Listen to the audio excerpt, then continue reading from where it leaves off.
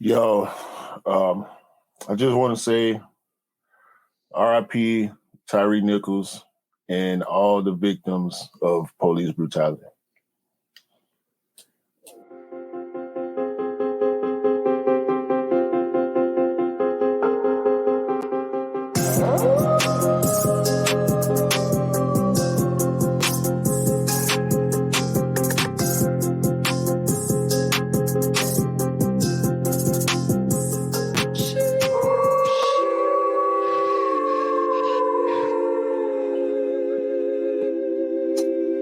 Too much, man. It's too much going on. Yeah, I think we started this podcast on quite a sad note today. Yes. Do you want to carry it on from here, bro? Because you probably know more about it than I do. Well, I mean, y'all know. By the way, episode 54. Episode 54. Podcast. Despite the way we're gonna start this podcast, I think I can speak for TJ. We are doing well. Pleasant without doing all the pleasantries and stuff. We really wanted to get straight to this. This is not a political podcast, so I don't really want to go too far into the Tyree Nichols situation. Happened in Tennessee. Was beaten to death by 5 police officers.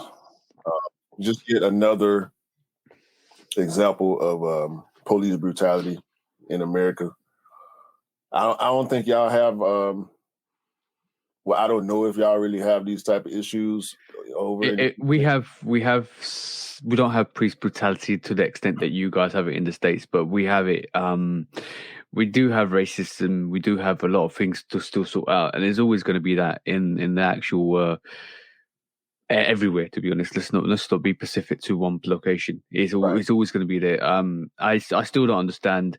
As a brown person, and I know you're a black person yourself, bro. I don't understand racism at all. Like in any context, I don't understand it. I don't understand why one human being can go after another human being for any differences. And to be honest, hatred stems from differences. From my opinion alone, difference in color, difference in skin, different in religion, different in location, different, and those indifferences kind of divide humanity. And I don't agree with that at all, bro. Because we come from the same earth, we come from the same soil, we regenerate the same soil. So I don't understand why we kind of hate each other for any differences. And you can blame it on racism, sexism, hateism, whatever you want to blame it on, but it's always how humans attack each other for being slightly different, and I don't agree with that at all. I just don't understand it. I don't understand it, bro. I really don't. We're in 2023, and I don't understand why it's not to be understood, bro. Like because it don't make sense. In most cases, in any case, really, it don't make sense. This is something that we've all had to deal with. I know, I've had personal conversations with you about and some things I know you expressed on the Trainer Heads interview. Shout out to Steve. Shout out to Steve.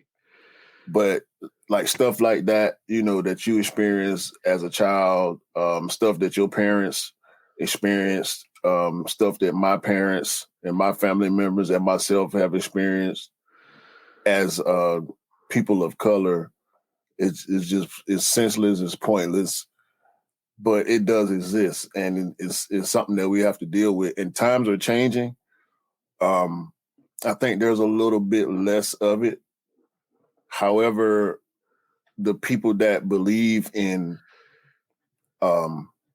racism and act on racism are turning up the volume a little bit on it, because I think they realize that people are starting to move away from those notions. It's weaponizing a movement, bro. And unfortunately we don't like to be political, but bro, it's weaponizing a word, or weaponizing a difference and pandering to some people, to the people that want to actually and acknowledge it. Unfortunately, they still exist in this day and age. I've been through. I always try and treat people the way I'd like to be treated myself, and that's Hmm. how I go about life. And if you don't fall in that bracket, then I don't want to know you. As simple as that. I've faced years and years of hatred and racism before I started where I started working through my youth. I was probably the first Sikh guy, Asian guy in my school, and obviously that came with repercussions. Um, I just got to say I didn't fall into the formula where I would re-give that hatred back to society, because I don't believe that needs to be done. If you wanna do change, if you wanna improve your environment, and you wanna productively change your environment, you need to be that change yourself, and that's how I approach life. And then unfortunately, there are going to be people out there that kind of take that hatred and spew it back to the world. And if anybody sits there and says anybody of color can't be racist, then you're misguided. You're very Nah, misguided. that's definitely not the case, bro. I've seen it firsthand. To this day. As soon ago as last week, I see it all the time. And it doesn't sit well with me. And the struggle for me personally is to not not reflect those Yeah, things and allow myself to develop. Now, don't get me wrong. Based on the fact that I grew up in America, and I saw this when I first discovered it and started to realize that it was a real thing, and it started to affect me. I mean, it's been affecting me my whole life. Let's not get it twisted. Inadvertently, but purposely affected me throughout my whole life. But once I started experiencing different things myself, you then develop a prejudice for the prejudice that you experience, and you can't let your prejudices lead you. You can't go into every situation with your prejudice. You have to give people the benefit of the doubt. You have to give people a fair shake. I've experienced bad situations from different religions, different creeds, different ethnicities, and I don't let that keep me from still trying to be good to everybody that I come across. You know what I'm saying? yeah, I've yeah. I've been I've been profiled by Black people, white people, Indian people, Asian people, um, African people. There's you know, there's no need for it. There's definitely no need for any of this, because like I don't understand how as a person you can sit here, take somebody's hatred in, and then spew it back tenfold, because you're becoming the same thing that you hated in the first place. And I don't understand how you can kind of not see that. I know there's going to be discrimination. I know there's going to be situations where things can't be solved, but change is always started by changing yourself and not becoming the same thing yeah, that you hate. Like one thing I don't understand. I'm going to say this. One thing I don't really understand is how we became from a in the 90s, when I grew up, when I used to go to school and stuff like that. How that how that events in the 90s is now regarded as cultural appropriation. So let me just give you an example. When I was probably in kindergarten, I don't know, you probably guys have got kindergarten, but yeah, preschool, we talk about preschool. pre-K, When it was kindergarten. Yeah, exactly. So obviously, if you guys know, I'm Sikh. My Sikhism follows closely with Hinduism and what do you call it, and Islam and stuff like that. So the religion is divided in between two of them, and it actually is like a barrier between the two religions, because we believe in harmony. We believe in basically it's more in line to Buddhism than anything else. So for me, it's all about peace and harmony. And I preach that, and I act the way that I act because of that, because I can't be any other way than I am. But when I was younger, we used to have it on Diwali and on all the special occasion, Holi, Diwali, all the teachers Doesn't matter what color the skin they were. We used to wear like outfits, like Indian outfits, saris and stuff like that, and it was amazing because it's representation. It was regarded as a representation in the 90s, and it was regarded as, oh wow, everybody's coming together and celebrating, and that's how it should be. And now, if you did that in 2000 onwards, 2020 onwards as well, it's regarded as cultural appropriation. How is that? How is that even? Like I don't understand how we gone from the 90s and 30 years later, or even 25 years later, or even 20 years later, that's regarded as cultural appropriation because it's a celebration of a festival. It's other people recognizing and celebrating that festival. Now, teachers aren't allowed to wear saris at school to celebrate that festival because it's regarded as one religion. That's segregation. Why are we kind of doing that? Cultural appropriation is a real thing, and sometimes it's I think it's applied falsely. But that's a false application. But there are some people that do actively participate in cultural appropriation.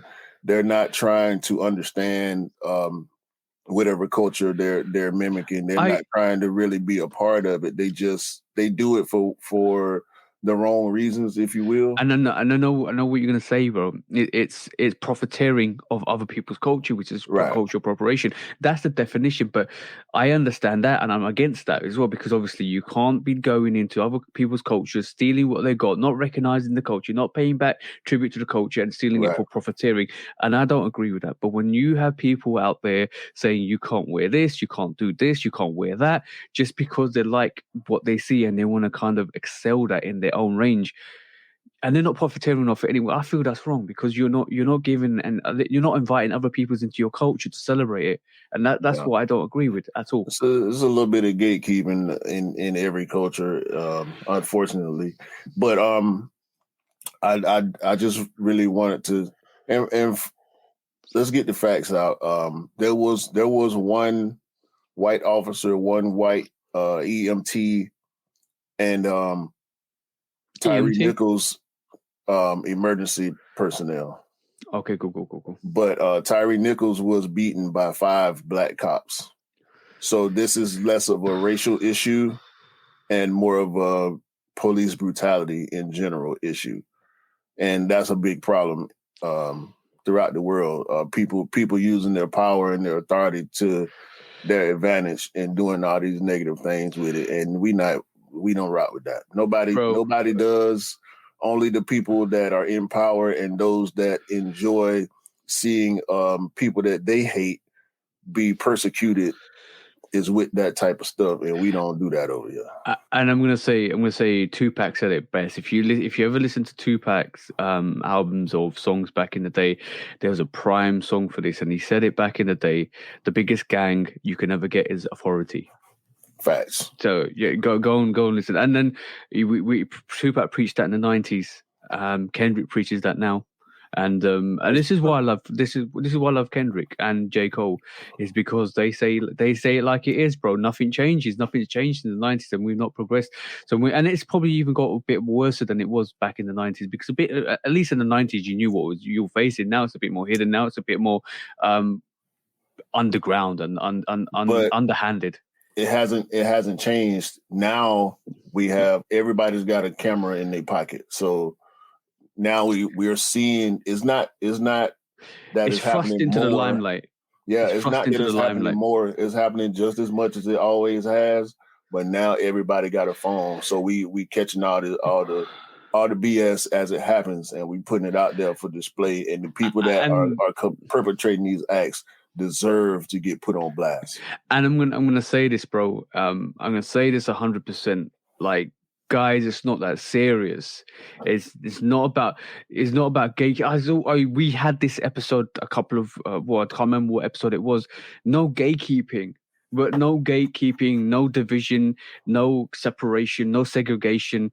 It should all be us coming together as a community of human beings. That's what we are, a community of human beings coming together and making the world and our lives a better place for all of each other, not just separately, all of us should be doing that progressively.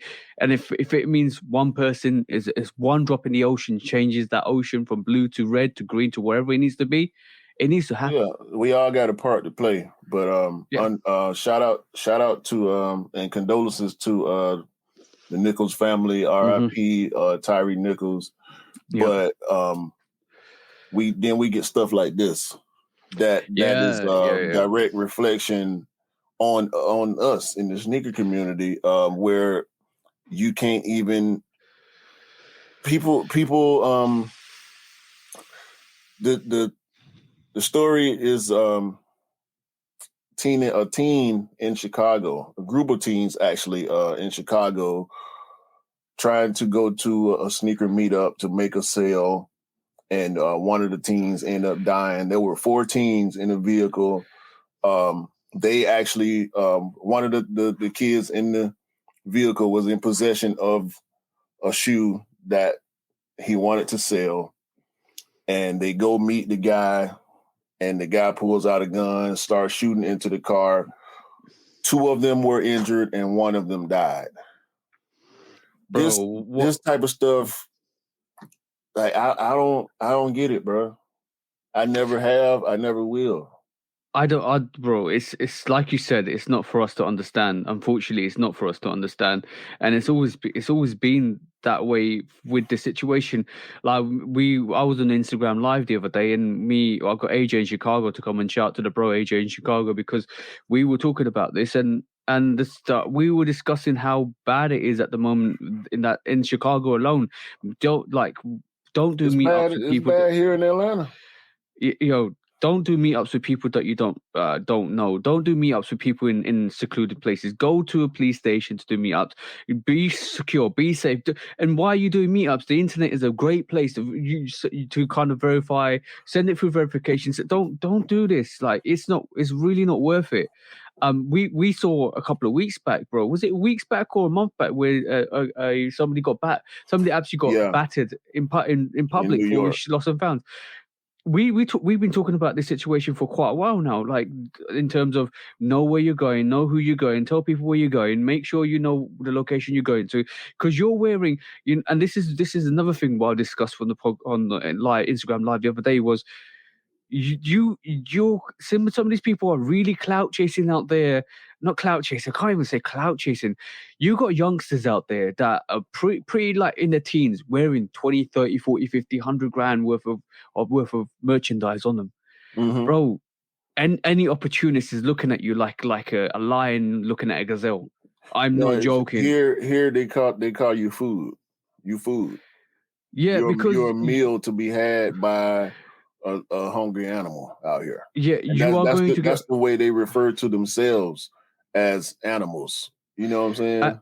Unfortunately, like it or not, you should be able to wear what you want to wear. You should be able to rock what you want to rock. But unfortunately, there are going to be people out there that are very observant to the situation, that know what you wear. Well, especially when you turn up to SneakerCon and you're telling, oh, my bag's worth about 50 grand, my shoes are worth about £1,000, my Louis Vuitton, my Dior. They see this. All my chains, my Rolex, and all that stuff. I'm going to tell you a story, bro. I used to be in my teens. Probably not my teens. I'm saying my 20s. When I first met my girlfriend, I had a BMW M3 convertible, hood down, music blazing all the time. When you're young, you're dumb. And that's what I'm going to call it down to. I used to go pick up my girlfriend from West. We should go rock around, just rock, like basically drive around London, go places and stuff. I used to live in East every weekend. I used to go from East to West to kind of meet her and stuff like that. And obviously, I put attention on myself because I was rocking the car, convertible down, music on, all of that stuff, and my car got stolen off my driveway, bro. And on that day, I learned, you know what? I'm not gonna put a target on myself anymore, bro. Yeah. It's not worth it, because you will lose something. And sometimes in this incident, the teenager lost his life. Unfortunately, God rest his soul. And I hope the people that actually did this actually get caught and reprimanded. But it's not worth it. It's definitely not worth it. If life teaches you one thing, is be quiet, be subtle, keep it moving, do your thing. And it's not worth stunting because you don't know what the other man wants, and you don't know how greedy the other man is or the other person is. But you say you use the word stunting. That's up to the person that's listen. I like to be fresh, just like the next man, right? Of course we do. We're here having these conversations right now because we love sneakers.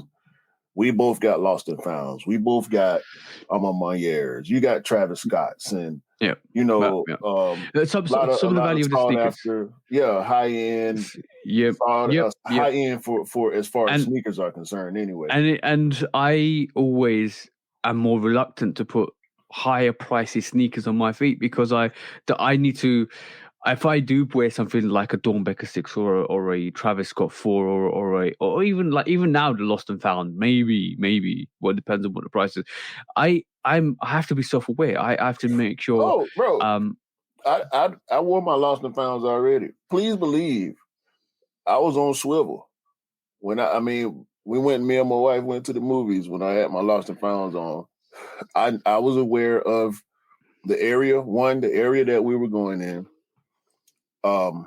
Obviously, I was aware that at the time that I went, actually, it was the first of the year, and I know what the Chicago Jordan 1 is. You know what I'm saying? Mm-hmm. I know. We talked about the situations that happened on the release day of the Lost and Founds. At the time, we hadn't heard about or that situation that happened to that kid in New York hadn't happened yet. But at the same time, when I wear certain stuff that's sought after, stuff that's hard to attain, I have to realize where I'm going, who I'm potentially going to be around. And I have to make sure I'm watching my surroundings at all times as much as possible because these situations happen. Isn't that, thank God, knock on wood, it's never happened to me, but that don't mean it can't or it won't. And you have to be able to protect yourself. You have to be ready to do whatever you got to do to stay safe out here. If not, be ready to part ways with this stuff if somebody get the drop on you and they want it from you. You know what I'm saying? Ain't too much you can do once you get pushed, you're back against the wall. You got to be ready to respond in the appropriate way. And unfortunately, for the kid in New York and these kids in Chicago, when somebody has it on their mind already that they're about to do some harm to you, ain't really that much you can do about it. But this situation in Chicago was set up through OfferUp, which is the Facebook marketplace. And like you said, doing meetups, bro, I'm not meeting up with nobody that I don't know. When's the last? Well, I'm gonna say something to you. The first come first serves don't exist in the UK. Not really. Maybe Offspring will do a Super Saturday or Super Sunday or Super Weekend, but that's because you already won the sneaker. It's not first come first serve. You already going to pick up the sneaker. Even doing raffle pickups is dangerous sometimes. Yeah, of course it is. Like, it's first come first serve doesn't exist. Well, during COVID, when COVID was kind of over, they started doing some first come. Yeah, COVID cut out all first come first serve anyway. But when COVID was over, starting to get over, they started doing some first come first serves out of London, and it kicked off there, bro. It got shut down every time there's a first come first serve. There was a first come first serve for a pair of fours recently, about a year ago, and I ended up going to Camden Town to actually have a look at it to see if I could get a pair because I was hunting for somebody else, and all of a sudden that got shut down because a lot of people started hanging around the gate. A lot of undesirables, as to say, started hanging around the gate, and then you're like, there's no point of doing first come first serves. There's no point of doing meetups. But guys, it's not serious anymore for you guys. Is £100 profit worth your life? No. Or is £200? How much is your life worth? That's what the question you have to say to yourself. Because that's £1,000 profit that you might get, or 50 grand profit you might get. yo, bro, it's getting to a point where it's almost like a drug deal. I'm not even saying No, it you is. need to be well aware of your surroundings. Have you ever seen Scarface in the first deal Yeah, they yeah, did? Yeah, yeah. bro, it's people lose their life over drugs, and then why are people losing lives over sneakers? Because it's not that serious, bro. It's It's not really that not. serious. It's not that serious. But for some people, like this situation, the kids, they couldn't even get out the car to even initiate the deal. The dude just pulled out the gun and started shooting. Like, Yeah, and that's he ridiculous. and he made You can't off. do anything. He made off with the sneakers. Luckily, he was arrested, and You he'll be can't do charged appropriately. you can't do nothing in that situation at all because you are blindsided there. And the problem is this is why. Look, bro, it was the dead of night. Why are you going to meet somebody at the dead of night? Hey, bro, it's I just don't it's a understand it, bad bro. decision. I guess maybe because he felt like he had some people with him that it was going to be okay for him, but obviously it didn't turn out that way. So Yeah, yeah, man, shout out to should I say rest in peace to yeah. Tony Mason. Um, Luckily, no one else other than the other kid did get injured, but no one else died, and the guy was caught. So I'm gonna say this is kind of quite a sad episode. I think it might be quite at the start. It's going to be quite sad because it's subjects that we need to talk to. But I'm gonna blame. There's a lot of blame. There's a lot of responsibility to be taken from a lot of the people do this stuff. There's a lot of blame to be taken from the brands, and we're gonna get into that into this episode. And there's a lot of mistakes, a lot of stuff that happens at SneakerCon that has actually percolated this into the limelight because I'm going to say somebody doing fit checks, price checks, and putting it on social media and other people seeing what other people are rocking and giving that knowledge and information to other people, and now they actually becoming targets. That's one cause and effect, bro. That's definitely one cause and effect. well, again, everybody out here it's in my opinion that everybody wants to look well. Like Yeah. I know I do. I'm not really wanting to go outside looking any kind of way. Like Yeah, no matter if when I'm just running to the gas station or going to the grocery store to get eggs, or if I'm going to the mall, or if I'm going to a party or event or anything, I want to look my best as much as I can. Ain't fear of foolishness ain't gonna really stop that, but it shouldn't. it will change what I'm wearing based on where I'm going, what areas, and the key is to not put yourself in bro. If I feel like I need a gun just to go somewhere, I'm not going. Yeah, yeah. It's. I don't. I understand the dog eat dog world, and my teeth are bigger than your teeth. But when you're a poodle and you're going up against a wolf, you ain't got a chance, bro. And You because don't. the hunger is going to be definitely way stronger with somebody else. So you just watch your situation. I'm just really saddened by the I'm just really sad, bro. The fact that something we're so passionate about and somebody's lost their life over, and Yeah. I just don't think that's right at all. I think the foolishness that's. I wish there was no hype, bro. I do wish there was no hype. There's no resale because it will probably won't solve everything, but it will solve people trying to hunt other people for the commodities they own. Well, these are facts of life that we can't control, bro. Mm-hmm. So control what you can control, which that's why we are the way we are, and I feel like it's necessary for us, even though these are sad situations, and these aren't the things that we want to talk about on this show. And But of course, it's not. we need to We need shed to. light on these things and bring awareness to these things to help people be able to make better decisions when they leave their own homes. And And this is when they this. go out to enjoy themselves, you have to be aware of your surroundings. You got to watch people. Unfortunately, you got to watch people because sometimes Yeah. you can see it coming. And I Yeah. would rather see it coming to be able to make better decisions and Yeah. maneuver properly to, avoid being in bad situations. I'm also gonna say this, bro. Like, that's one of the reasons why I don't like hype. I don't like the cesspool of hype. The ingredients to it for me are bad. The food that the dish you get from hype is bad. The aftertaste you get from hype is bad. I just don't like it as a.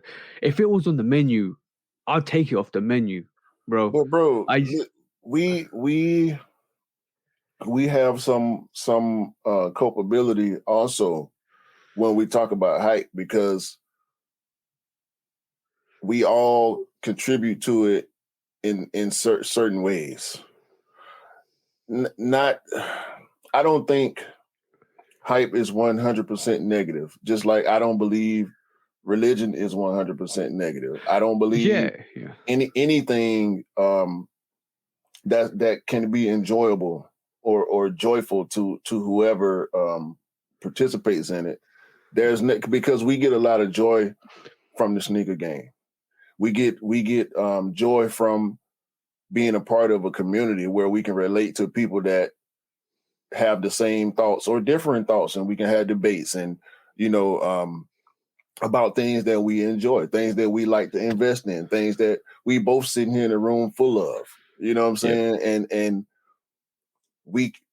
we participate in hype no matter how we look at it because we have a show where we come on here and talk about, oh yeah, these gonna be, or these, yeah, I want these, I want those. That's a part of it too. It is. I agree with you, and I disagree with you. So it's not all negative. I agree with you. It's not all negative, and I agree with you. Some the hype that you're talking about is as anticipation, and that anticipation sometimes ain't directed to commodities worth value. It's directed to But commodities that.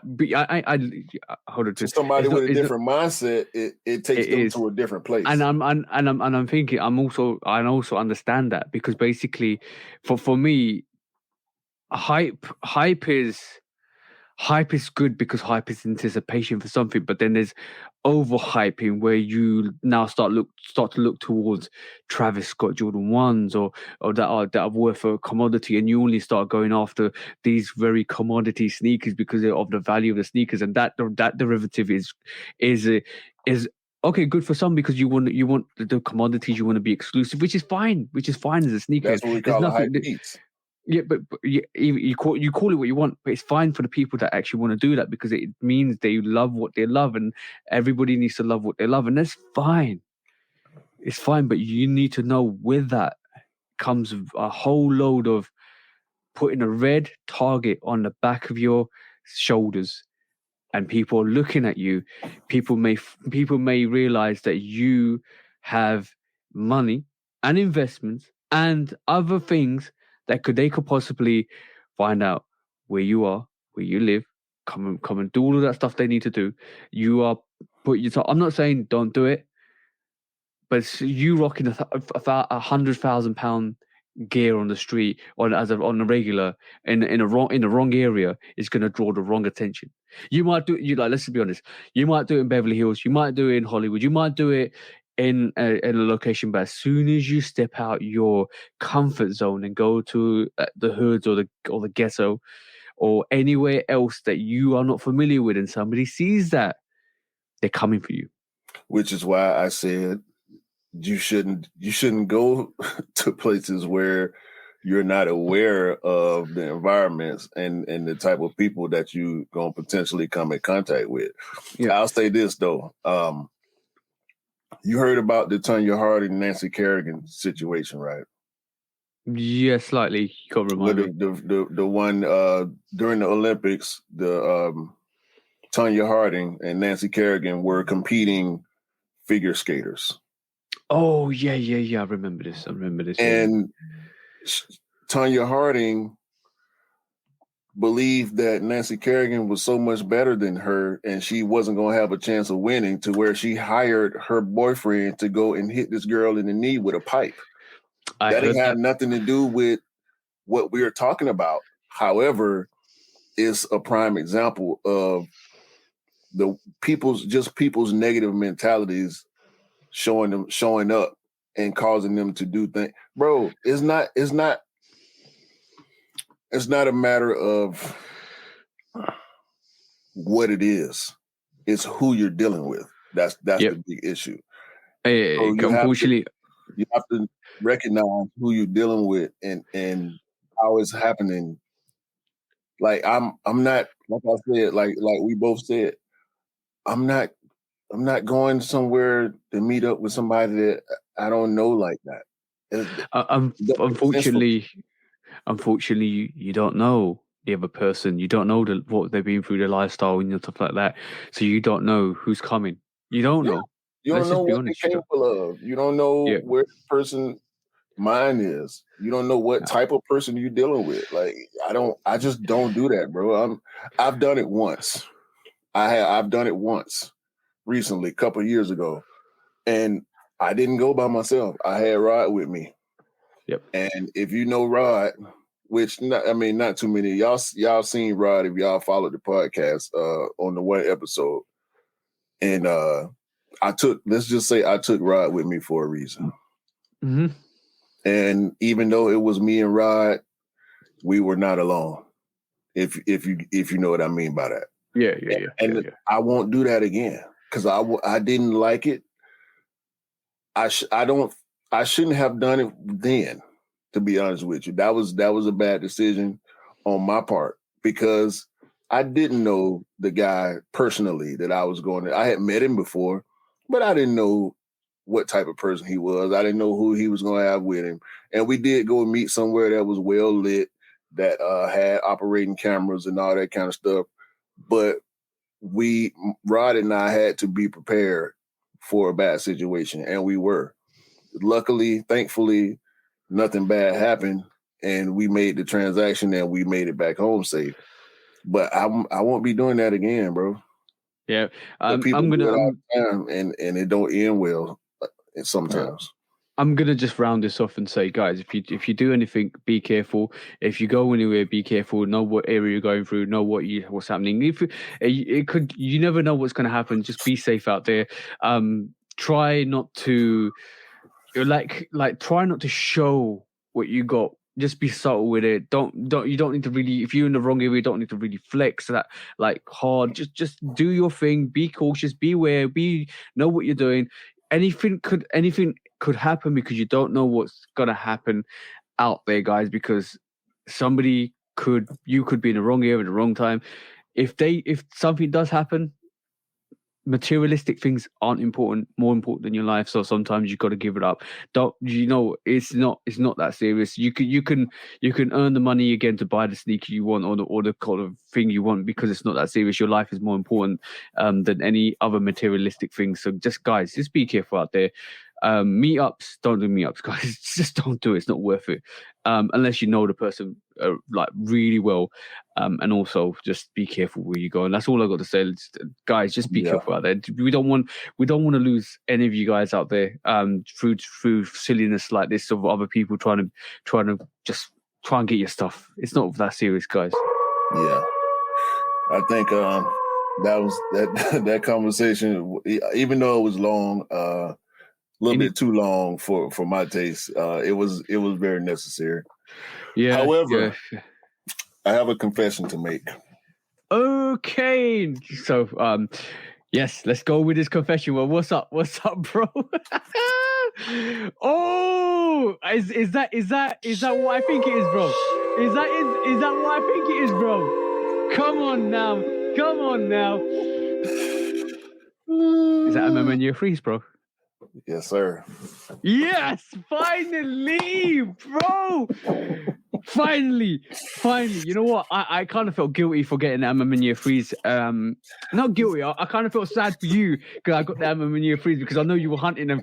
Now tell me how beautiful that Amaminia Freeze sneaker is, bro. Because you know what? Beautiful thing. Nah, bro. I haven't seen you smile that much for a sneaker in ages, bro. Nah, because I shamed you when you got yours. I gave you some faux shame. I was happy for you, but I was sad for myself. Yeah. I felt the same way. I felt the same way. You know, the thing with me is, I don't mind missing out on a sneaker, right? And I always feel for people that don't cop sneakers, especially the really close people. Like Jenny, this moment in time, we're still trying to source her Chicago Lost and Found. Right. So I'm trying my hardest, bro, to try and find her a good pair. But I always feel sad when somebody that really is passionate that wants a sneaker can't get it. And when I actually got the Amaminia Freeze, and shout to Scott again, I can't thank him enough because there was a right price, right time, and the size never comes up on eBay for my size 10. No, they do. Last time that happened, they come up, and they go instantly. They come up, but they're not. They way overpriced. Overpriced. I'm gonna tell you the price I got my Amaminia Freeze for, and you will be like, "What? I got it for £580, bro." And I got mine for $530.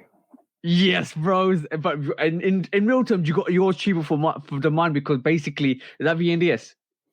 Yeah. Okay, cool. So it's a right price because mine's DS and I still was able to get it for $580. You got it for $530, which translates to about 400 and maybe 50 in pounds. So that's pretty much the right price.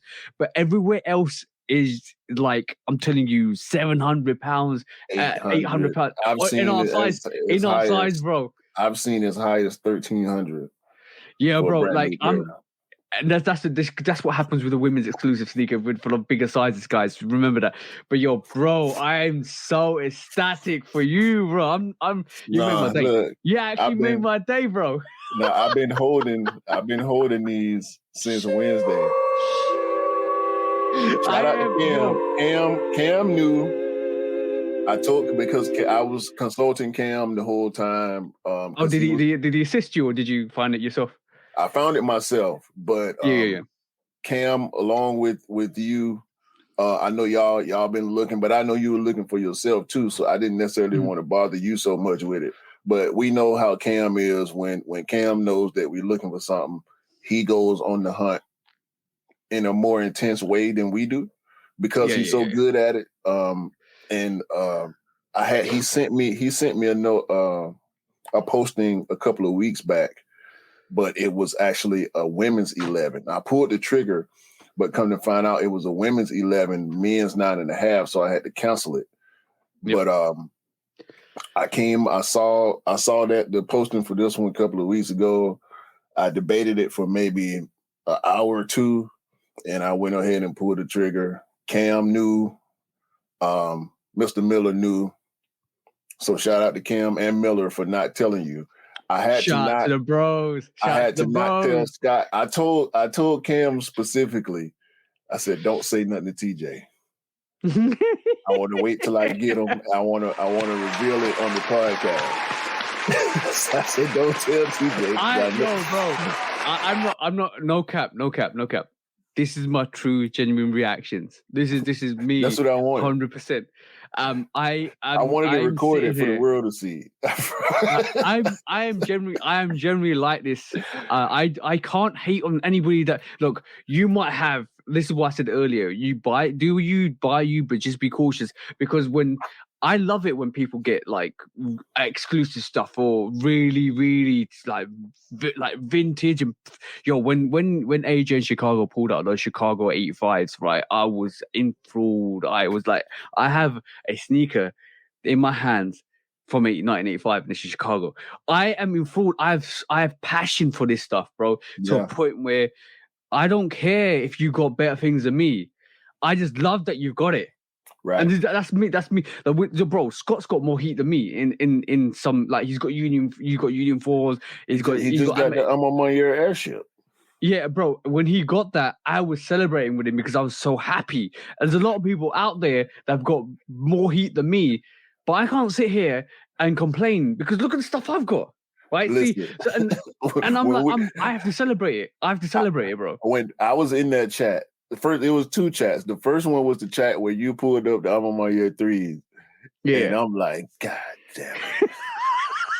Now I'm really the only one that wants that shoe that ain't got it in our group, Yeah. and that kind of ramped up my hunting process because I Yeah. had filters for them and I would look periodically, but once I realized that you had them, it was Yeah. every day. I was looking 2-3 times a day, every day. So, and then the next chat was when Scott pulled up the I'm on my year airship. Airship, yeah. By then, I had already pulled the trigger on the threes, and I knew they were coming. But I had to fight the urge to tell him, y'all yeah. that I had them, especially Scott, because I'm Yeah, like, yeah. I ain't gonna. Because I told Scott, I'm like, yeah, I got something coming. He said, "You got the I'm on my year threes." I said, "Oh no." He knew already. He knew already. I'm gonna definitely say this. Shout to you, bro, as well. You got MM in year ones, MM in year twos, MM in year threes, MM in year fours, and now we need the MM in year 12s. I don't mind missing out on ones and twos because I think ones and twos I do think they're dope, but I just like I'm not really a two guy. So I got the Chicago twos just because it's OG, but I'm delving into that a bit more. So I was so tempted. I'm not even joking. So The pine tempted to get the greens. pine green, yeah. But they're sitting. If they do go on sale, I might actually delve into that. But pine green trees I can leave at the moment. But Amaminia ones, I like them. I truly do like them. But I just feel I've got too many ones anyway. So let me just get the ones I really want, which is the threes and fours. I see the fours last year when Scott picked them up from Offspring, and I saw the threes on Scott's feet. And I know how dope they are. And I was like, yo, I need those two because definitely I love the way they look. I love the way they executed. And then, by the way, the review for the fours coming out this week They as super well. dope, So, bro. yeah, super dope. And then The material blocking on yeah. them threes, bro. New term. The material blocking on them threes, bro. You mentioned that the other day. You started saying you sent me a message saying color blocking, and I was scratching my head. It said you can't call it color blocking. No, it was the review, the Space Jam review. Space Jam review, and I said no. It's the, and I messaged you on YouTube and said no. Let's new term material blocking because material blocking is important. You got overlays, underlays, lateral side panels, and all that right. stuff. But when you talk about the material blocking on the MM year 3, yo, that's suede, the leather. Oh my, bro. Yo, E, if you're listening to this podcast, I've been talking to you about getting a pair of threes. You need to go and see that when you're in the States and give me your interpretation of that free, because that free, E was like, I might get those MM in year 4s, bro. I said, bro, go get the frees. No, get the frees. Listen, they all dope, but at this point, and I always felt the 3 was the better looking of all 4 Alma Mater retros, because there is another Alma Mater Jordan, but it's not a retro. There was this 270 proto. Yeah. Alma Mater. That was the first. There's an MM in year. Alma Mater Jordan collab. Yeah. Then there's a MM in year Air Force One as well, which is high and low as well. So that looks quite dope. But yeah, bro, when it comes to the retros, bro, to me it's 3, 4, 1, 2. Look at the smile on my face, bro. Look at the smile on my face. I'm genuinely happy for you. I'm genuinely sitting here and I'm like celebrating inside, like, yes, the bro did it. Did it. I didn't want to, bro, but based on the prices that I have been seeing for the past year, since I've been really chasing only going up. They're only going up. I'm gonna tell anybody that can afford MM in year 3s right this moment in time, get them. They're only going up. They're never gonna re-retro. They're never gonna come out again. They're only going up. It's a prime time, and the sneaker's only 3 years old. and you can wear it now. And you know what? I said to Scott, I can wear that MM year 3 right this moment in time because not a lot of people wearing it, and it kind of is a sneaker that is 3 years old. With people that wanted to wear it when it first came out, have worn it. They put it away to the side, and now you can wear it and you can just rock it because nobody else is wearing it. MM year 4, a lot of people wearing it at this moment in time, so I might pull that up like full time this year or early next year. I've only seen one person with them on feet. I've seen a lot of people stocking them for future, but I feel that MM year is going to be in my full-time sneaker a bit more this year. Bro, I don't care who doing what. I've worn my ones already a couple times. I wore them on my birthday and my sister's birthday last year. I haven't worn my 4s yet. I've worn my 2s outside twice. I wore them to the sneaker ball, and I wore them last weekend.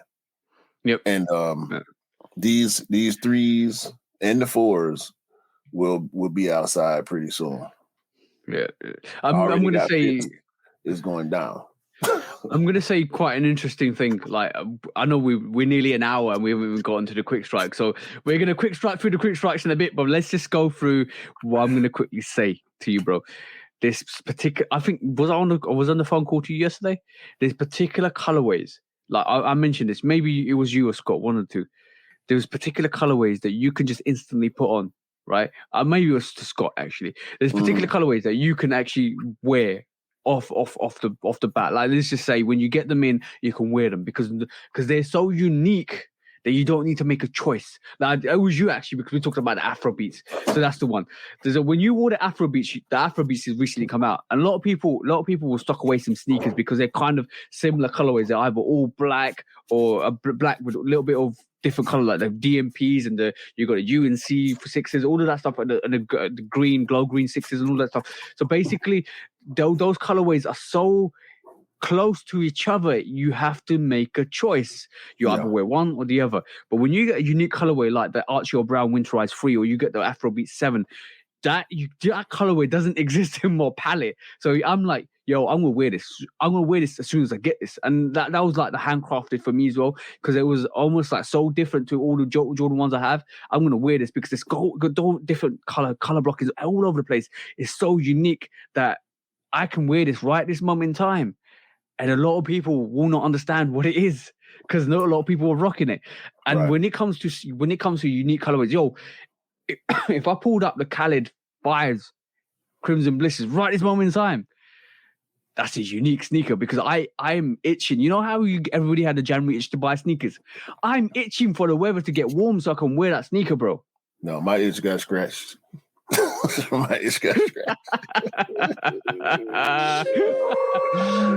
Listen, the playoff 13 shock drop the other day. Yeah. I said nope.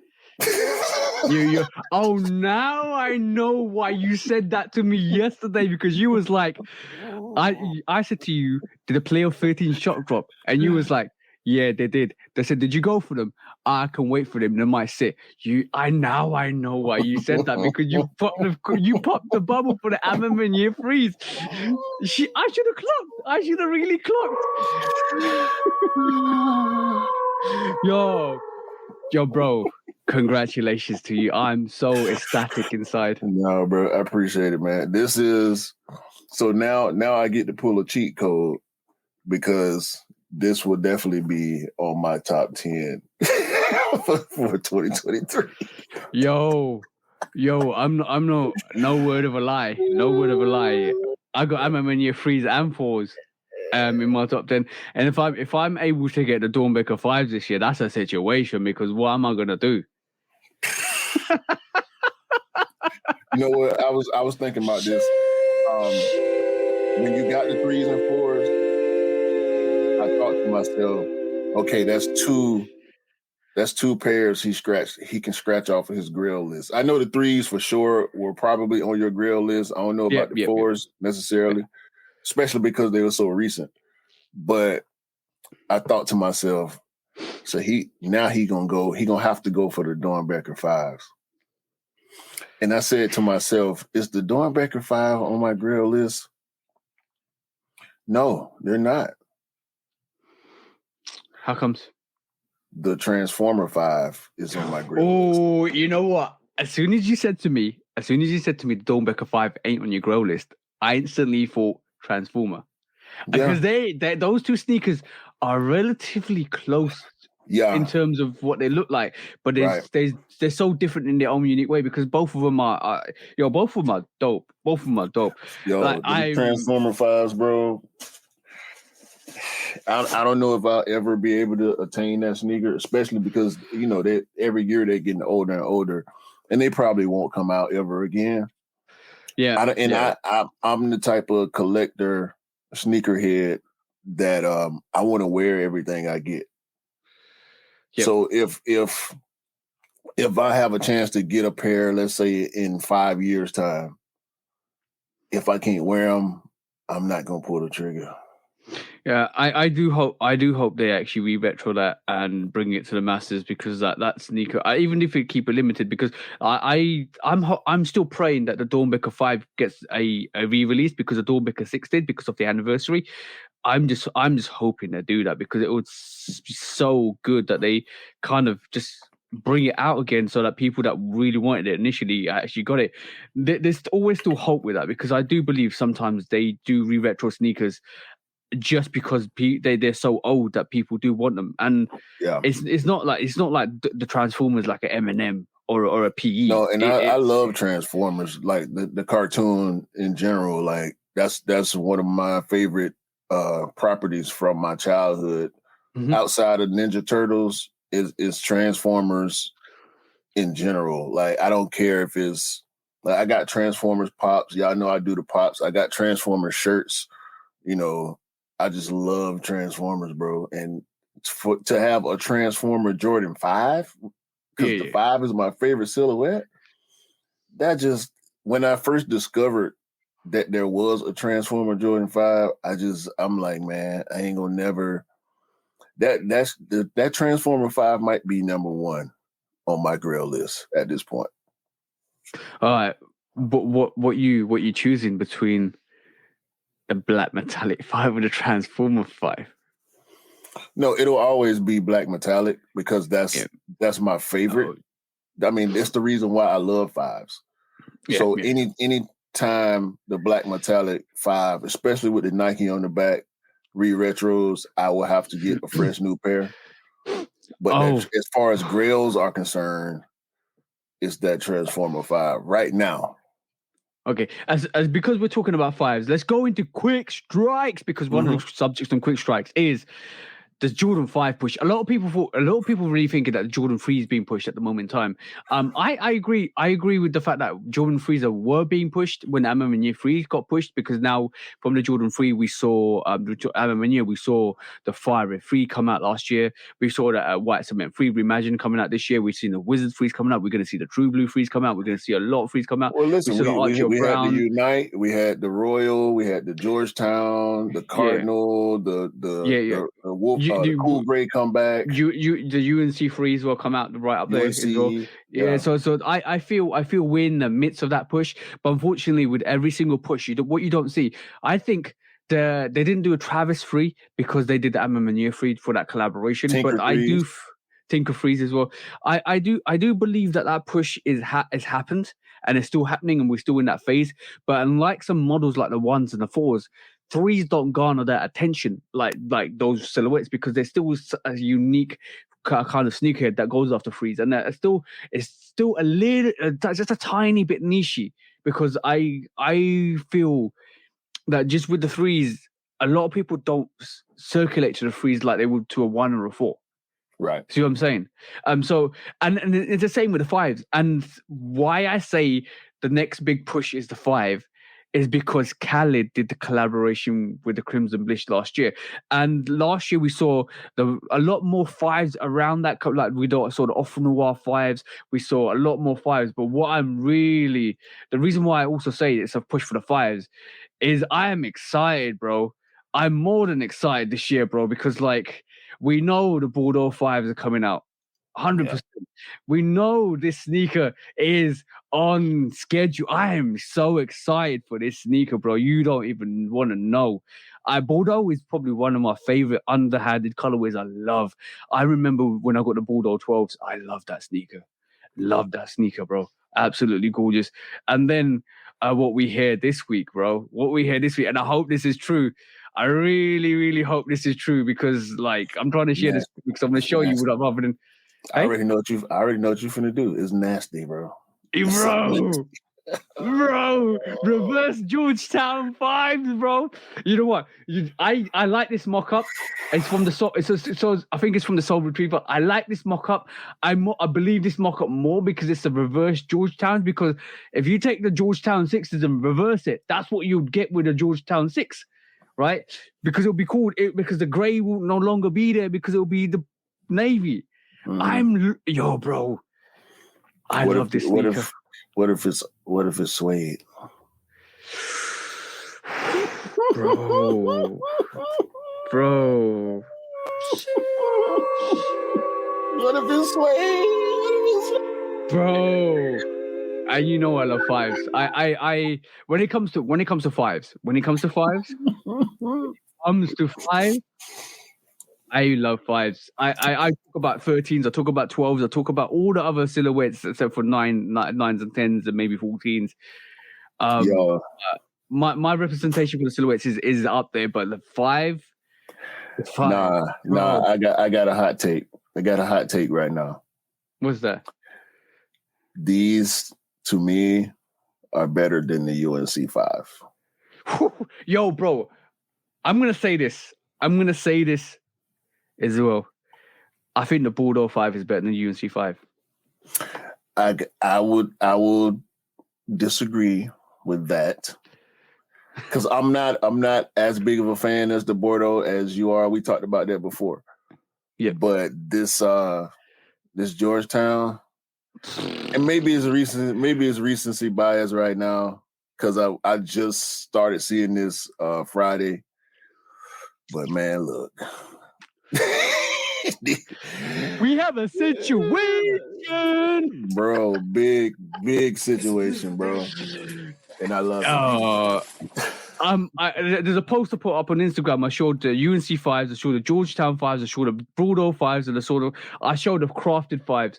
I think the crafted 5s look dope. I'm not gonna lie. I think the crafted 5s look dope. I want to see it in hand.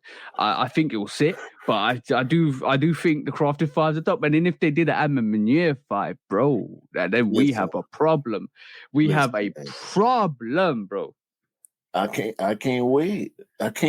See, this is why we had this conversation.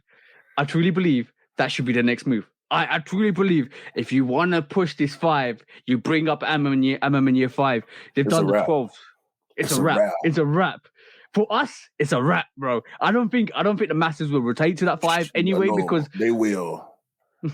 Bro, listen. Okay. So we talking about Amamanier 5. Think about how people responded to the Amamanier 2. And we know people generally don't like 2s. We saw what happened with the Amamanier 2. Then we get the next high 2 we get is the Chicago 2. Yeah. That's a big cap. Much like the Khaled 5 was a big cap for all the rest of these 5s that we get. And we get 5s pretty regularly. We get at least 4 or 5 pairs of 5s every year for the past few years, right? Yep. And we're talking about Bel Airs, What the 5s, Green Beans, we got guess what? Concord 5s. Like we get a lot of 5s. Except for the Concord 5s. And except for the orange 5s that we got, shout out 5s or whatever you call them. I got those. I've got pretty much all those 5s. Green bean 5s. I'm talking about every 5s. I missed out on the Anthracite 5, and that's one of my big regrets because I'm still waiting for the military black 5. I do believe, bro, if they did the Amamanier 5, the black metallic 5's coming straight after. I can see it. Bro. And you know what the bigger cap is? The biggest cap was last year when they released the Cardinal Freeze, and then they released the Pirate Freeze. And this is what I think they're going to do this is what I think they're going to do with the Wizard Freeze, is they're going to release those Wizard Freeze, and next year, within the space of 6 to 8 months, we're going to get the True Blue Freeze, bro. That'll be bad. That'll be bad. They shouldn't have did the Cardinal, bro. We got the cool gray, which kind of got Cardinal-esque colors on it, and we know the cool gray 3 was a classic. When it came back, people didn't weren't drawn to it as much as they were the Cardinals for some reason. I feel like a lot of people like the Cardinals more because they remind them more of the Fire Red 3, and then boom, Fire Red 3s. And Fire Red 3s were so abundant to where you can almost, depending on your size, you can still get a pair right now for retail, which is crazy. Yeah.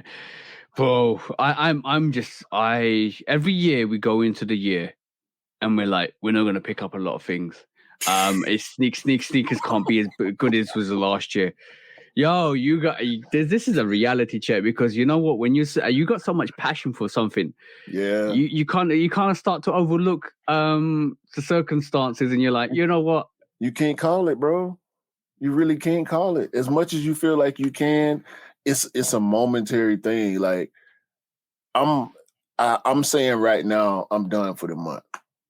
Yeah. Because for January, I actually pulled the trigger in January on the I'm on my year 3. So like February is kind of a wash.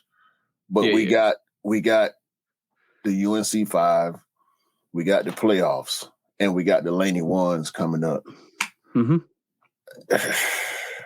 I don't want to participate, but that don't mean I won't. You know, the unfortunate thing with us is the fact that when we start looking at sneakers, when we start looking at all the releases, when it gets closer to the environment of releases, let's just say, because February, March time, April time is gonna be absolutely rammed. I'm not even joking. They even had to move the Travis Scott olives up to April, bro. Get them out the way. Get them out the way, because it's too much. It's too much going on in February, and we know that the reimagined white cement's coming in March. We seeing Toro 6s early. Bruh, Toro 6, listen, I right now I have opportunity to get my hands on the Toro 6. Mm-hmm. And I think I'm gonna do that and bring that review to the people. Of course, there'll be a personal phone call to you so we can see what's going on. But bruh, it's about to get crazy. It's about to get crazy. I think something telling me this year, I know we had Lost and Founds last year, which was a wash. Like, but now we seeing, I'm starting to see rumors that the Royal will be reimagined, suede. Yo, I don't know how I feel about that, bro. I know exactly how I feel about it. I know exactly how I feel about that, bro. Because we got breads, and then they like, you know what? Let's go the opposite direction on the Royal. Let's make them suede, all suede. Let's just see how that execution is, because you know what I'm gonna say to you, bro. Like I want to see what the actual indications and implications of that sneaker is, because I still don't believe this is coming out this year. I still believe that's coming out in 2024, which was a rumor, and if it was releasing in 2024. So I still kind of think it might come out in 2024. I think somebody's got the wrong end of the stick, or have actually shot their load too quickly, because it's all rumors. I do. Yeah, it's all rumors. It's all rumors to the point where we're talking about Reimagine, and now also we're moving on to the next quick strike quickly, because we're talking about the olives, and we know what happened with this mock-up, bro. Because this mock-up came out in full time, and everybody thought there was just going to be the undefeated fours that was coming out every time. Being the green was the women's. I always forget the name of that shoe. The green and purple women's. But it didn't come out. Let's just say it didn't even come out. It didn't materialize, because this rumor is popping up. And every time this rumor comes back up is when everybody's quiet. Everybody doesn't know what to talk about. Everybody's like, okay, cool. What can we put out there to re-engage the social environment for sneakers? And this is it. Every time there is a quiet period where sneakers don't release, or nothing really good is coming out. Not nothing really good is coming out. Let's put it another way. That a lot of people don't want to reverberate to. This sneaker makes an appearance. The Olive 4 comes out of nowhere, and they say, yo, this is releasing this year. I guarantee we probably won't see it, bro. At this point, stuff like this, bro, you got to just call it cap until you get it in official capacity. Like I ain't even talking about official pictures from the brand, but in hand, like real in hand, trust from a trusted source. where you can actually believe that it's true. And look, this is a bad picture for those of y'all that's actually watching on YouTube. This is not how the Olive Fours look in real life. No. We've seen. No. I mean, if you ain't, I've never seen them in person, but I've seen so many big collectors show the shoe, and it always looked the same. It don't look like this, especially with the red. Like that don't look right, bro. That's this shoe that we look. This picture that we're looking at looks brown with red laces. We know the Undefeated 4 is green, like nasty, like shirt green. You know, I'm gonna say this is a Z sneaker and mock-up, so don't believe believe mock-ups. But bro, talking about mock-ups, I'm gonna quickly talk about this, bro, because the Tiffany situation, I put it on TikTok the other day, and I had a lot of people message. You put it on IG too. I put it on IG. No, not the mock-ups. I put a TikTok out. So the Tiffany's are coming out on the 7th of March. If you want it, guys, go and get it and all of that stuff. Make sure you're aware of the sort of releases. It might be releasing in London. It might be releasing in Tiffany's. You never know. You might have a special account, blah, blah, blah. A lot of people hated that sneaker, bro. A lot of people hated to the point where I was then having to provide mock-ups to people to say, you know what? They should have done it this way. And a lot of people kind of went to the mock-ups for the Tiffany colorway on the sneaker, predominantly with the silver swoosh, because silver and Tiffany color make sense because silver jewelry. And even if they did the silver in the Tiffany silver with the stamp, it would have looked dope because it kind of bring something to the Tiffany table rather than just the Tiffany color swoosh. More and like the Tiffany or the Diamond Dunk, not the Tiffany, the Diamond Dunk. Yeah, the Diamond Supply Dunk, exactly. I did the mock-ups to the Diamond Supply Dunk, but the origin was for me was to make I made the Diamond Supply concept for the Air Force One, but then I did the Tiffany all over with the white midsole and the silver swoosh. And a lot of people love that. Now, when I tell you, sometimes marketing tactics from Nike are absolutely not on point. Let's just say not on point because I could say other things. If I was releasing the Tiffany Air Force One, I would release it in a different colorway. I would release it for women's exclusive. Because let's just be honest, Tiffany jewelry is for the ladies, yeah? Yeah. Yeah. I would say it's more geared to the ladies, right? So I would personally make that a women's exclusive. I would personally release that on Valentine's Day. And I will make a slogan like "Put some Tiffany on your feet," and a lot of guys will be obligated to get that Tiffany Air Force One for their ladies because that release Tiffany. Look, what's associated with Valentine's Day, bro? Flowers, chocolates, and jewelry. Perfect sneaker. The Tiffany Air Force One is a perfect sneaker for Valentine's Day. But I agree with you. The only thing that I will say to combat that statement is the fact that Valentine's Day is surrounded with pink and red. Red more so than pink, but those two colors are more associated with Valentine's Day than anything. And I agree. And I agree with you. I understand from the perspective of jewelry, which lends itself to the Tiffany sneaker. However, I don't think it should be necessarily a women's exclusive. Even if it's not a women's exclusive, even if it's a full size one, but I do feel it should definitely be a full size run, a limited full size run. I think is what it will be. Yeah, and it'll still be on the main bell curve. But bro, I reckon they dropped the ball. I'm going to be honest. That sneaker needed to be Valentine's Day. That sneaker is the prime sneaker. Doesn't matter if it's forget the women's exclusive or the full size one. That sneaker was. If you did it the way the concept comes, and if you did it the way the AIs did it, bro. Let's just be honest. If you did it the way the AIs killed this sneaker, bro, I'm going to be honest. That's horrible. I'm going to be honest. The AIs killed this sneaker. I know this is dunk, but they kind of pulled up together with some like really different, unique concepts. There's some dunks, there's some Air Force Ones in here. Yo, bro, I think AI has kind of showed the way, and they should have released something like this for Valentine's bro. Day, bro. That would be what we're looking at. We're looking at mock-ups, AI mock-ups of Tiffany dunks. Each one of these mock-ups would be 800 or more, at least. Yeah. Because if they're gonna go Tiffany, pearls and like diamonds and pearls and not like, bro, whether even crystal, because these look like the Swarovski dunks, right? To go back to that previous picture, those look like the Swarovski dunks. I always have problems saying that Swarovski. Those look like Tiffany colored Swarovski dunks with more crystals on the. Yep. Bro, you can't put diamonds on those sneaker, bro. Especially with what we started the show with, what we were talking about. Come on, dog.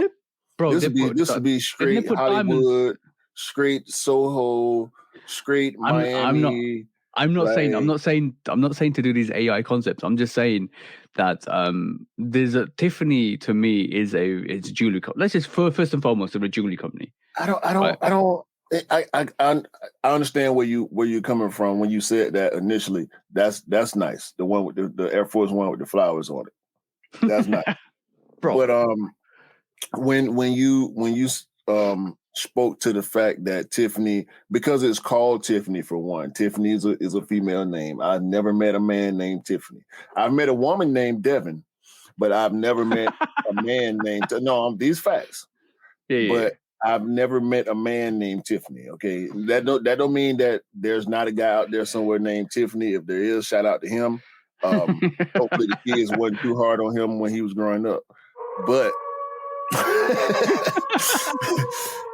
Tiffany is Tiffany is a brand, a company. Yep. If I walked into Tiffany, if I was a jewelry guy, which I'm really not, I can enjoy jewelry, but I don't pursue jewelry. Yeah. If I was a Tiffany guy, or if I was a jewelry guy rather, and I walked into a Tiffany store, and they had something that I like, you can't. I'm not going to let it pass just because it's in a Tiffany store. You know what I'm saying? To me, that would be the same. Jewelry is meant for everybody. Jewelry is meant for everybody. For me, that would be the same difference as a woman not wanting something out of Jared because the store is called Jared. You know what I'm saying? Like Jared ain't a men's store. It's not the name. It's not the name. In society, over the years in society, we look at jewelry being geared to the ladies more or less, like in terms of the fashion culture. Not if you fly the hip hop flag. These rappers, these rappers wear way more jewelry than majority of women in the world. over the recent years, I have to agree with you. Yeah, but traditionally, you ever heard of a guy? I'm pretty sure you heard of a guy named Slick Rick. Yeah. No. He's from where you're from. Okay, this man got more jewelry than the average woman will ever have, and he wears it proudly, and he's known for that. If you was ever see Slick Rick without jewelry, you'll think something wrong, you know. But Tiffany, and we did get I don't know if it's real or not, but I did see a Tiffany blue version of that Tiffany Air Force One. Oh, that's a sample. That's at the moment it's a sample, and I've been told it might be a family pair that comes out eventually, but there is another sample that looks like a Tiff. It's got the black swoosh and the inverse of the black version on another sample. But yeah, I like that sample. I do like that sample. They can ride this out, bro. They can stretch it out. I get you on the Valentine's release. That would be good marketing, but I don't think they wanted to mix it up with the official Valentine's releases with the up tempos and the dunks and the trainer ones. I don't think they wanted to cheapen it by putting it next to retail pairs versus this $400, $350, $400 price tag. On that, bro. On that, bro. I told you I had to lose choose something for you this week. Yeah. On that, bro. What are you choosing? The Air Trainer 1, the up tempo, or the dunk? if you guys haven't seen the actual Valentine's Day releases, let me kind of find this for you. But what are you choosing in the meantime? Because I'm gonna try and pull this up, and I'm gonna show everybody what we're talking about. Because I want to know. I just want to know what The you're funny picking. part is, shout out to 99. I'm going to have to go in to help 99 get a pair for his daughter. Okay. So I'm going to dump the up tempos and also that the yellow heart dunks. I know you didn't bring them up, but I'm dumping the yellow heart dunks. That's a troll, bro. And the up tempos. You Not know, that I hate what the I'm up gonna say. tempos, but I just don't. I don't rock with up tempos like that. I'm gonna say one thing. Those yellow, if you don't know about the yellow heart dunks, right? I'm gonna say this one thing to you guys, right? That yellow heart dunk is called the yellow heart, and the yellow heart's now been associated with the friend zone. Yeah, so Nike's not running with the friend zone thing, and I think that's smart on them as far as marketing, but they can't control what the rest of the world. Well, exactly. Is up to.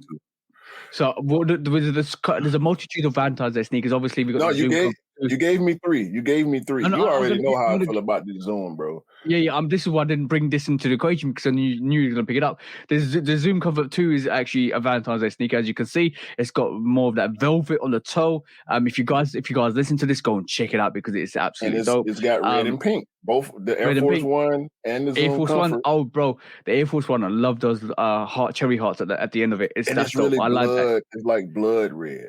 Yeah, blood red, and obviously it's got a heart at the back with where the Nike is normally, and Air it's obviously Max 90 Craft. They can take that silhouette somewhere else and bro. Now we're coming into it. The dunk lows Valentine's Day. It's got more than burgundy. I'm choosing the dunk, and I'm losing the Trainer One.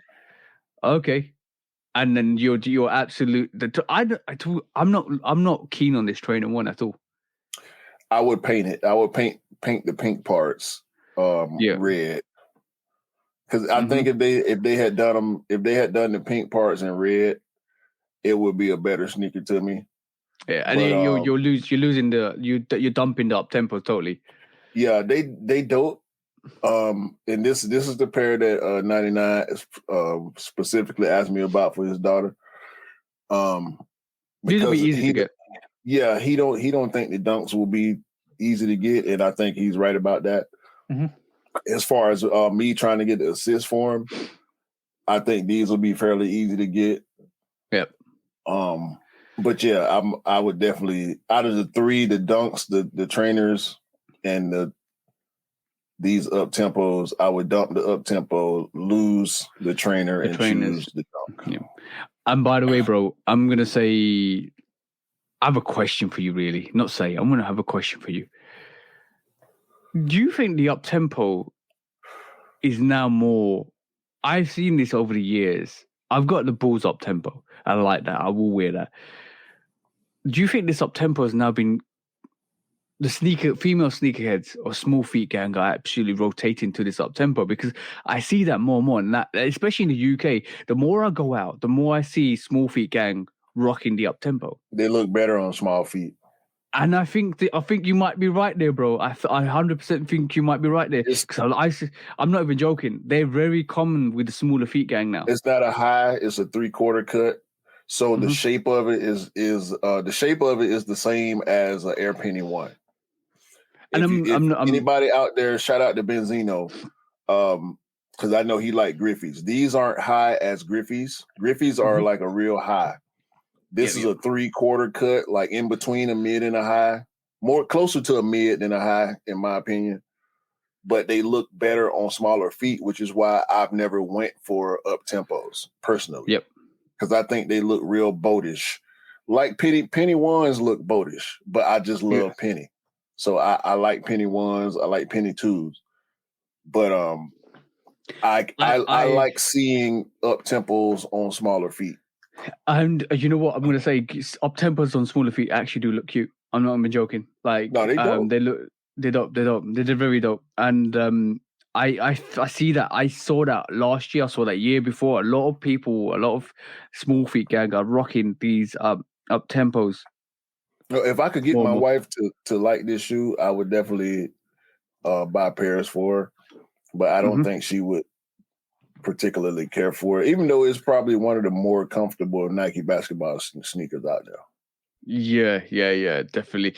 All right, cool. Next quick strike is something really interesting in terms of we look at concepts all the time, we look at mock-ups all the time, we look at sneakers all the time, but bro, this is one sneaker I think is a work of art, bro. Look at this. The Jordan The Tatum 4 PEs. Jason Tatum. UPEs. So this is, to me, first of all, it's a beautiful shoe. Beautiful shoe, bro. Beautiful shoe. It's a combination of the laser fours and the Shashiko fours. Yeah, I was about to say that the upper is the Shishiko for upper. It looks like it.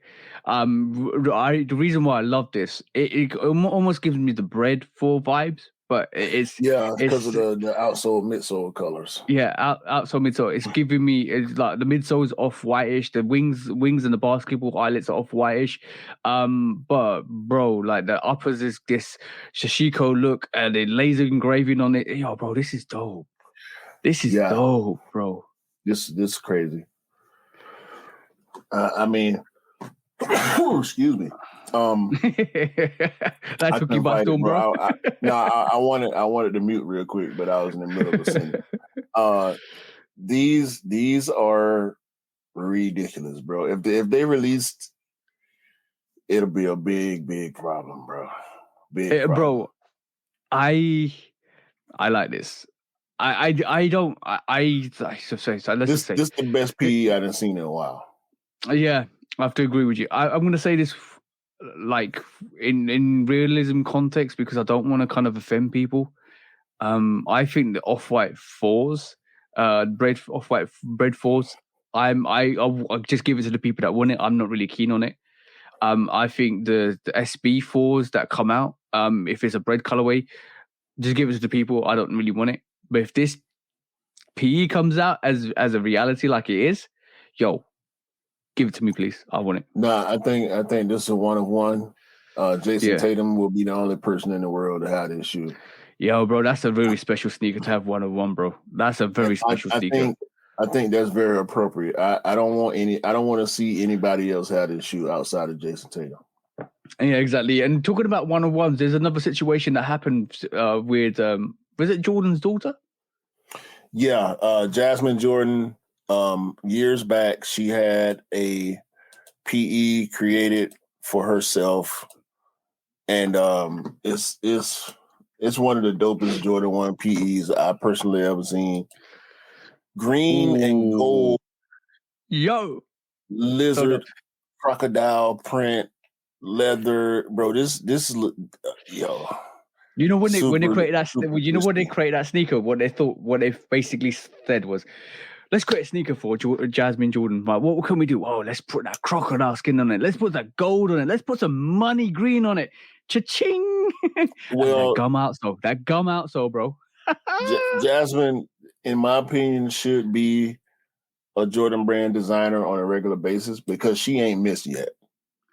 Yeah. She ain't missed. She didn't miss with the 12s. She not 12s. I'm sorry. She had she created the Bordeaux 11s. Mm-hmm. There was also was it the gold 11s? Yeah, women's exclusives, and now we seeing up close pictures because this a one of one too. I think. Yeah. I've never seen anybody else wearing this shoe. She posted pictures back in 2015 when she first got the shoe. And I mean, it's Michael Jordan's daughter, bro. But her eye for design. Look where she put the lace loop on the tongue. She brought the lace loop down. Halfway down rather than 3/4 up.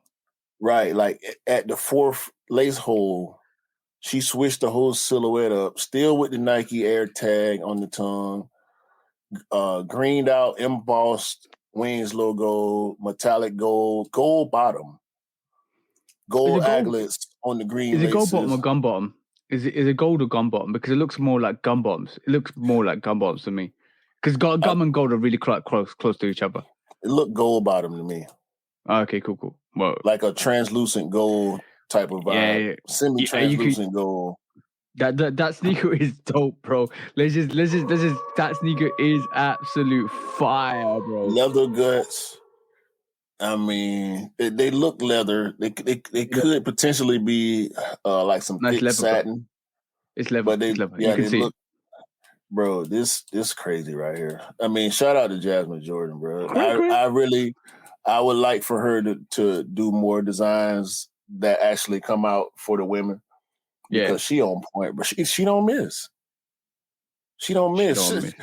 I need somebody to show me or tell me where she missed. If y'all know where she missed, put it in the comments. Hit us up on IG, Lovekickscustom, 808 Kicks _ ATL, and tell me where Jasmine Jordan has missed on the design.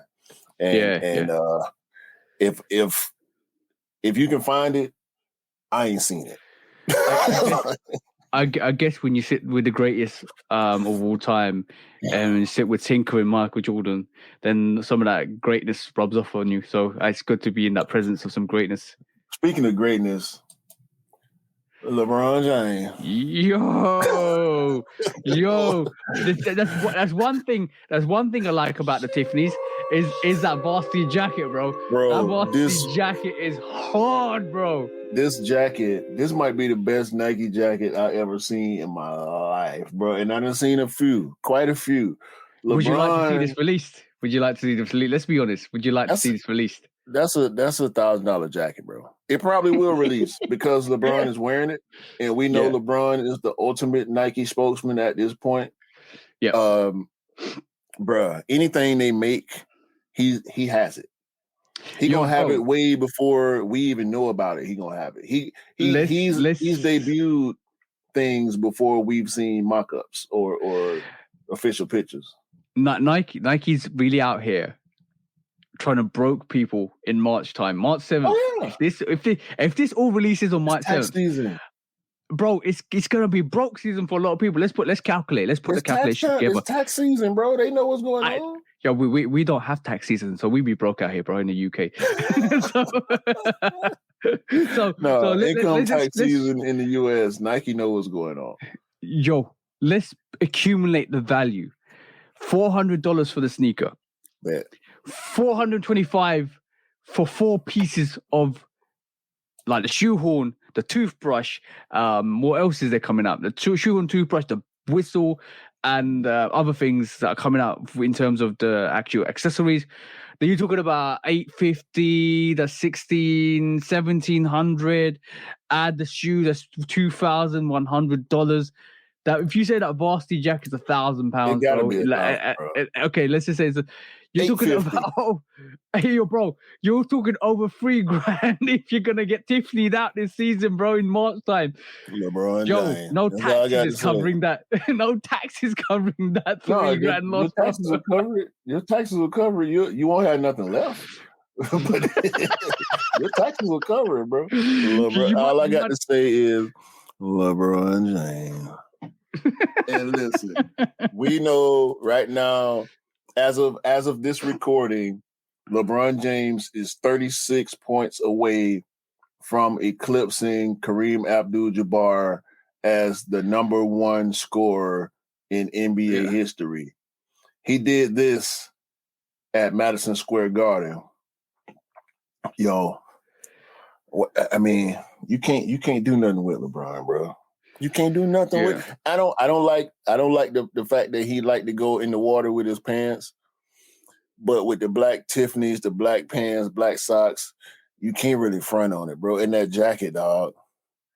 Oh my God, that jacket, bro. That jacket goes. I have a massive appreciation for varsity jackets. You know what? In the space of last year and the year before, I probably end up picking up 4, 5, maybe 6 varsity jackets. Yeah. I remember when you went on your varsity jacket binge, and you got some dope stuff. I think we've only seen one on IG so far. I'm not gonna shame you like I normally do. But it's not varsity jacket season now, bro. It's bloody cold out here, bro. I understand it's got cold here in the South in the US. It's like 30. Well, no, it's warmed up a little bit, but we getting in the 30s overnight every day. So Yeah. But yeah, shout out LeBron, man, for this Tiffany jacket and the Tiffany ones, Air Force Ones. Whew. I don't need to see that no more. It's really getting hot out here, bro. It's really getting hot out here to a point. No. We're not done. We're not done with the foolishness because Vanessa Bryant dropped pictures of the Black History Month Kobe 6 Protro. Ooh, and damn, bro. I'm watching the game last night. I can't remember exactly who it was right now. My brain is defeating me at this point. But somebody, I can't remember exactly who, but somebody had these on last night in an NBA game. Paul George. Yeah. Paul George, who is a Nike athlete who has his own signature sneaker, was wearing the Kobe 6 Protro promo Black History Month pair. Whether you like Kobe's or not, bro, I don't care. These crazy. Yeah. Brown and tan with blue and pink. Oh man. You know we got hinted that the reverse Grinches are coming out this year. Yes. And we know there's gonna be hype behind that. I just really hope that people that really want those Kobe's that want to wear and rock them and actually kind of play with them actually get them, because like that's where it needs to go. That's where the energy needs to go. Well, the NBA players ain't gonna have too much of a problem getting them because they got the capital to spend the resale price. They're gonna probably once they drop and they sold out, they're gonna probably end up being 700, 800, 900. So we know NBA players ain't gonna have no problems getting them. But I'm going in for a pair. I know it's gonna be tough, but I'm gonna go in for a pair. Yeah. That's yo, bro. Talk about excitement for this year. This is just ridiculous. They would go with what I got on right now. Just go. Let's just hear this again. This sheesh and how vocal goes for the releases this year. Because we already in February, we are excited for fall time. We're excited for summertime. We're excited for springtime. We're excited for next month, bro. It's ridiculous, bro. It's a beautiful thing to be a sneakerhead at this moment in time. It is. Let's just be honest. Such an amazing time at this moment in time. But we haven't even finished this, bro. Because yo, quick strikes are crazy this week, bro. What else? Let's talk about this. Let's talk about the SB boxes, bro. Okay, yeah, because now we're going into the next era of SB boxes. The stripe box era is officially over. I think. Was the Orange Lobster the last stripe box? Yeah, I think so. So now we're getting this tan off-white kind of grayish silver box. Yeah, as you can see, it went from all these boxes, like these are the predate boxes where they've actually like pre-SB, the orange box, the silver box, the pink box, the black box, the gold box, the blue box, the tape box, the teal box, and now we entered. I've actually got a teal box from that era as well, because I think I got the Doraemon SB Doraemon. What box did the Space Jam dunks come? They came. I can't remember. I think they came in the teal box, maybe. I think they came in the teal box, maybe potentially. I need to have a look. But yeah, the stripe box is another. It's an era from like 2019 to present. Yeah. So what's this new box look like, bro? The new box is, like I said, it's a grayish cream color with gray branding on it. The Nike swoosh SB branding. So when we go through the stripe box era, this is my favorite era. Even though there were a lot from the teal era, the gold box, the tape box era. Yeah. The orange, was it the orange box? Let me look again. The blue box go. It's a lot of heat from each era, but the stripe box era, we got arguably the best dunk of all time, which is the Ben and Jerry's. Of course, Orange Lobster. My favorite dunk high ever, the Strawberry Cough. The Para dunk. There was also the Hawaii dunk, which is a sleeper in my opinion. I love that Hawaii dunk high. The Hawaii dunk is a sleeper. Like I seriously need to pull my finger out and actually try to get that for my missus because she loves that. She absolutely loves that. The P-Rod. Super dope dunk. I think that's probably a bit better than the Ben and Jerry's in my opinion. What, the P-Rod? Yeah. Okay, I can live with that. And also the Grateful Dead pack. Yeah. That's another hard pack as well. One of the most difficult to attain dunks in recent years. That Grateful Dead Bear pack. Crazy. Shout out to Creptolic. Also the Bear Brick. The Bear Brick dunks were hard to get to. The Skunk dunk. The Travis Scott dunk low. Mm-hmm. So you really can't sleep on this stripe box era. I mean, I know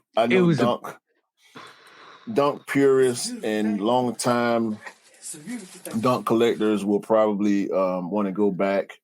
We talk about lobsters that had the special boxes and like all the old dunks, the OG P-Rod dunks, all the different P-Rod dunks. The Jordan 1 dunks that we got years back, not Jordan 1 dunks, the SB Jordan 1s that we got years back. I know what you mean. Bro, that's still one of the hardest SB. I think the Lance, was it Lance Mountains? Lance Mountain dunks. What was the NY LA dunks? Yo, bro. Let me just say this. The LA to Chicago. Yes. SB Jordan 1s. Well, I should have doubled up on that. I would have taken one to the Chicago and put a design on it like Crepsaholics done. Shout to the bro. That is still one of my favorite Jordan 1s. And you know how many Jordan 1s I have in my rotation. That's one of my favorites. I'm not even joking. That wipe away from the LA to the Chicago, and now I've got the Lost and Founds. I don't need to change it to the Chicago. Yeah. One of my favorites, bro. My favorites. The question: do you think now that you have Lost and Founds, do you think you should refinish that SB Jordan 1 to preserve the LA colorway? Yeah, I don't. What do you mean protect it? Put some like refinish it so to make the paint harder to fade. No. I'm gonna leave it where it is, because I feel that you would need to really skate that to actually make that colorway come off and the way I rock it will not deteriorate that sneaker as much, but I want it to naturally fade into that Chicago colorway. But I know when you have something special in your hands, you have something special in your hands, and that is truly. And a lot of people don't talk about this. A lot of people don't really appreciate that sneaker, and the LA to Chicago SB Jordan 1 is fire, bro. Like I am so glad I pulled the trigger on it. Have you worn it? For that resale? Yeah. I've worn it several times. I actually have an IG picture of me wearing them. We went to New Malden, which is a Korean restaurant, and I actually wore them. Yo, bro, that is absolute fire. I still am pinching myself. Sometimes I'm gonna be honest. Sometimes I come into this room that you guys are actually seeing, right? And I have to pinch myself. Yeah. Because I'm so shocked that I've got so many unique pairs. And that's accomplishment on its own. This is why I can't hate on people. It's such a great feeling. The little notions of envy that I have to fight when I don't have pairs that some people have instantly fades when I come in my studio and I get to actually touch and have and put on some of the pairs that I have, bro, because then you have to think about the people that don't. And it is no fault on us because we put in the effort, we put in the work, we do the research, and we go in on real shoe dog time. Like some of a lot of our partners, you know, the Scotts and the Mr. Millers and the Cams, the Dells, and bro, we go in and we get in shoe dog mode and we laser focus on the things that we want to attain. And sometimes it's more difficult than we're ready for, but other times when we manage to pull off and get these pairs in our collections, we have to pat ourselves on the back and just be happy that we have what we have versus the stuff that we don't have. Because the things that we do have, some of them are just out of the realm of some people that want to collect sneakers. Let me put it this way to you, bro. Like, we get so focused in the next release and then picking it up and leaving it there, and next release picking up and leaving it there. And when you truly come back and look at the sneakers you've got, you're truly amazed that you were able to pick it up. I don't know if everybody knows how passionate we really are about sneakers. And it probably comes through on the video. Sometimes it probably comes through the Shoe Dog podcast, but I don't think you guys know how really passionate we are about sneakers. They may know and they may understand the passion, but you have to apply the passion to the process. And that's what I think gets lost on some. Listen, and this ain't no shade when I say this, but I have to say this. I'll say it to any of the people that I namelessly refer to when I make this statement. I have people, as do you, that request assist because they know the level of pursuit that we have versus the pursuit that they have. Bro, it's certain stuff you're not gonna be able to ask me about. Yeah. Don't ask me about Kobe's. Okay. Don't ask me about Chicago ones. Don't ask me about Alma Maniers. Don't. Because I'm going to tell you what you don't want to hear. Because these certain pairs are so difficult. And we are the ones that receive the assist requests. And if it's something that I want, you did, bro. You did. Look at me. Look at me when I say this, right? Okay. Listen to the words that are coming out of my mouth. All right. Yo. You will not have a chance because my chances are so slim. It eliminates the thought of an assist.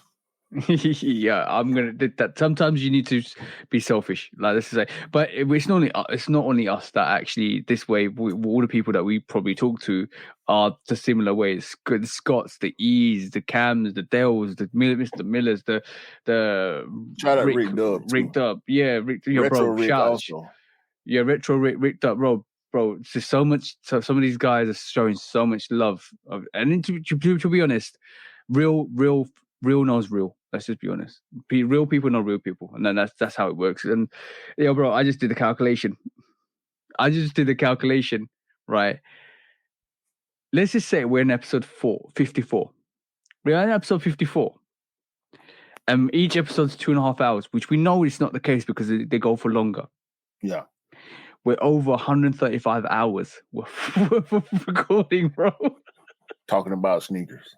Talking about sneakers. That's ridiculous. How many days is that? Divided by 24. As more, you if you sat down right this moment in time, you probably need a week to kind of go through everything that we recorded, bro. No, and it's cool, bro, because this is why we do it. The fact that we sit down and do this majority of the weeks of the year. and it's only been a year and a month right now. It goes to show, and we have a passion for content creation as well. Yeah. And creative thinking and pursuit of ulterior satisfaction is what I'll call it. Yeah. All that stuff matters. But if we were just a couple of jokers that only got what was sitting in the shelf on the store, it wouldn't make a difference.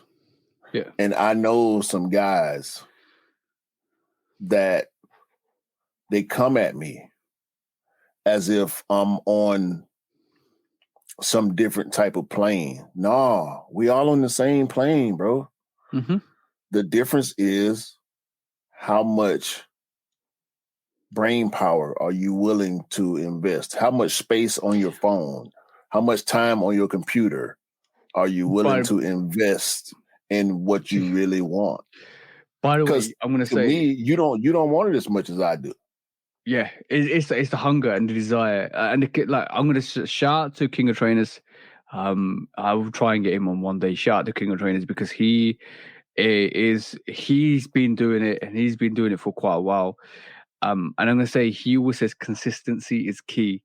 And if you don't believe that, come and see my channels.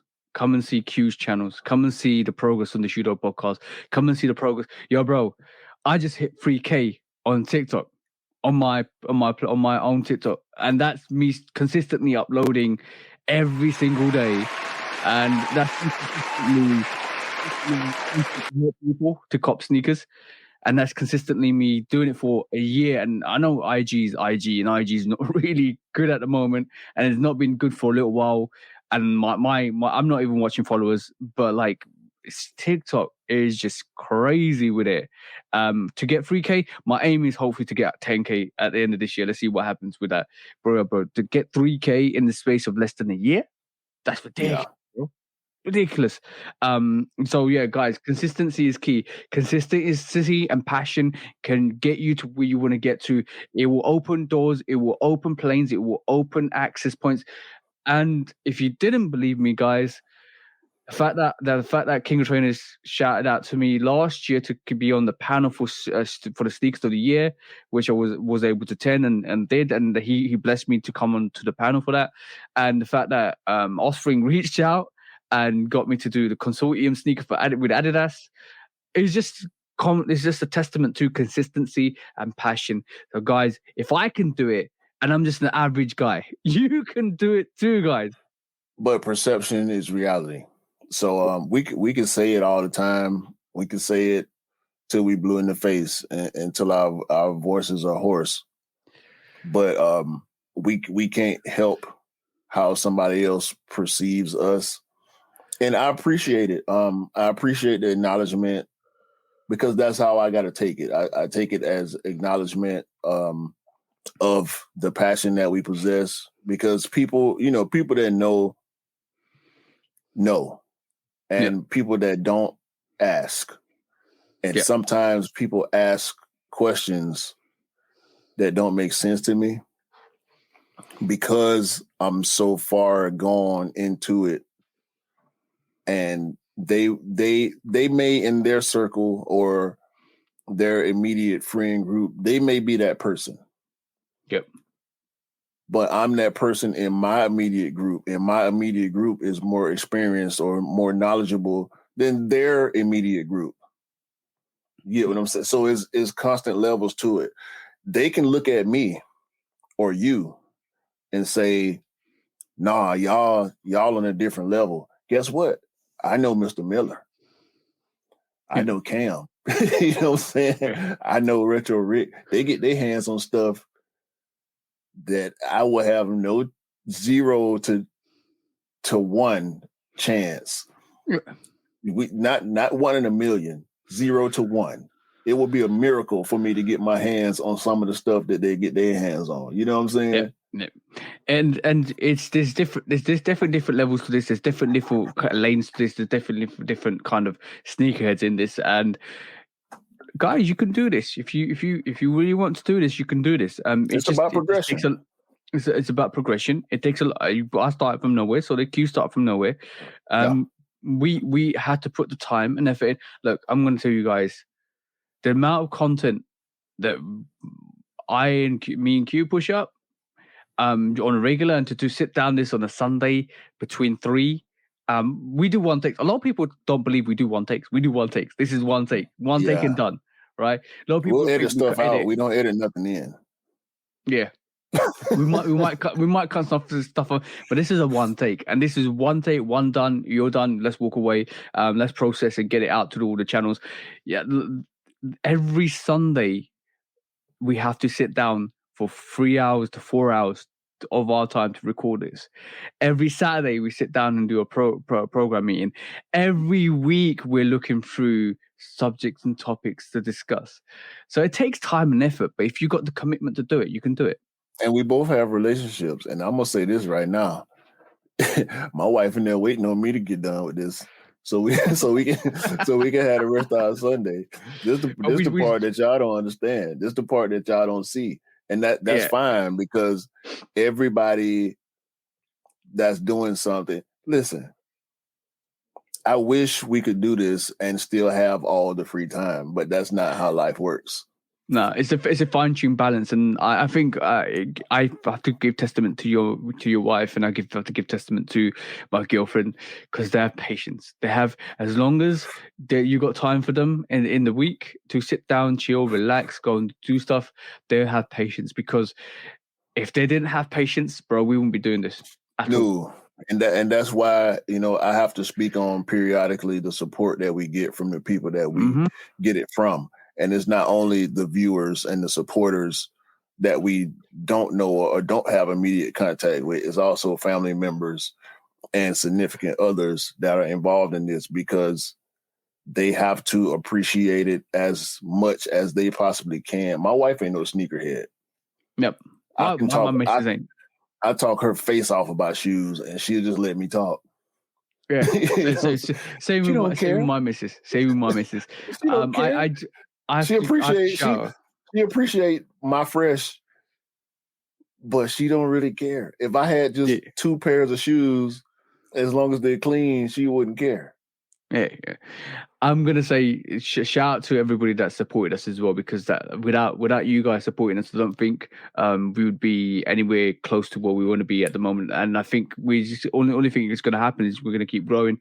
I'm nearly at 700 followers on YouTube. Thank you guys for actually following and liking, subscribing. I am just keeping on progressing, keeping on helping. Our audio channels are about to hit 100 downloads in just over 30 days. We've uploaded all the episodes, so that's another milestone to actually meet. But yeah, we could talk about this all day. But back to quick strikes quickly, because I know we got 3 more. these last few quick strikes. Finally, SneakerCon has come to a conclusion and banned the mystery box game. I'm happy about this.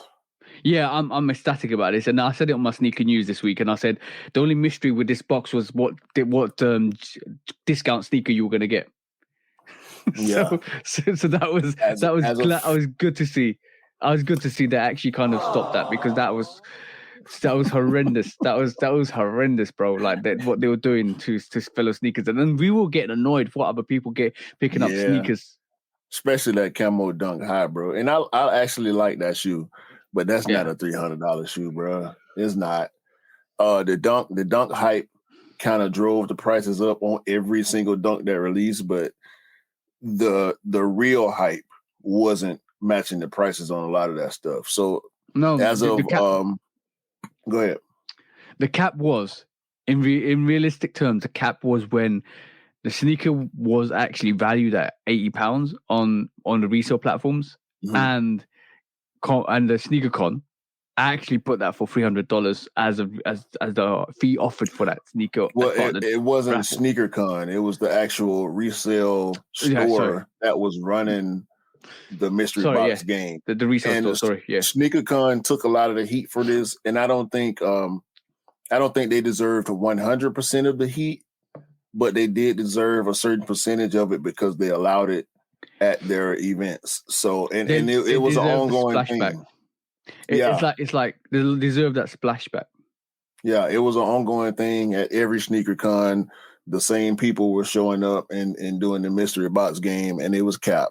People were getting cheated, and I feel bad for the people that got cheated, but it's a gamble. I don't gamble, so I don't feel bad for somebody that blows their whole check in a casino because I don't do that. So it's a choice that you make, a conscious decision that you make, and you suffer the consequences when you lose. So with that being said, February the 4th, yesterday, Saturday, February the 4th, was the first sneaker con in a while where they will not have people doing mystery boxes, and it's a good thing for the sneaker culture.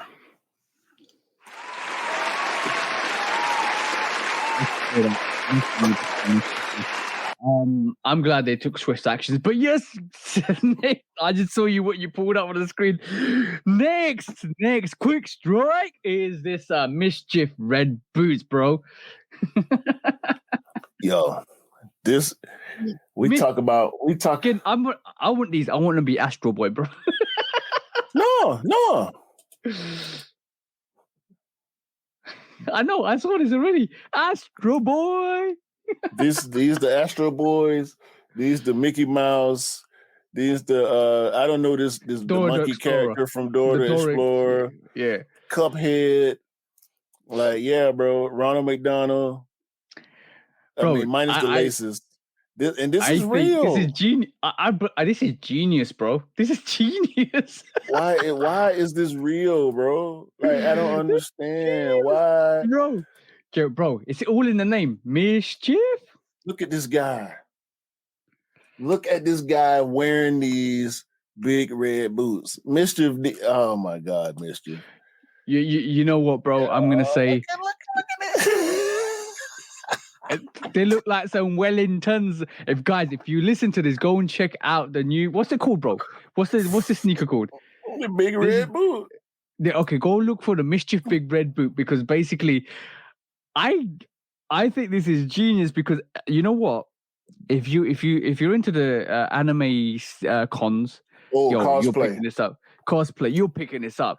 This is genius. You can't hate on this. You can't hate on this because you know what? We said this a while back in terms of Mischief. They do what they want because they're mischievous with it, and this is another little mischievous stuff. Yo, bro, they're revolutionizing the sneaker game here, bro. What we to do? They're not revolutionizing the sneaker game. They're revolutionizing the cosplay game. Listen, bro. This is for cosplay. I'm 100% sure anybody and everybody that's going to these conventions, cosplay conventions, are picking it up to dress as Mickey Mouse, to dress as Astro Boy, to dress as Dora the Explorer's monkey, whatever you want to call it. This is going to sell, bro. This is a genius marketing tool for them to maneuver in different marketplace. And let's not go wrong. Cosplay is big.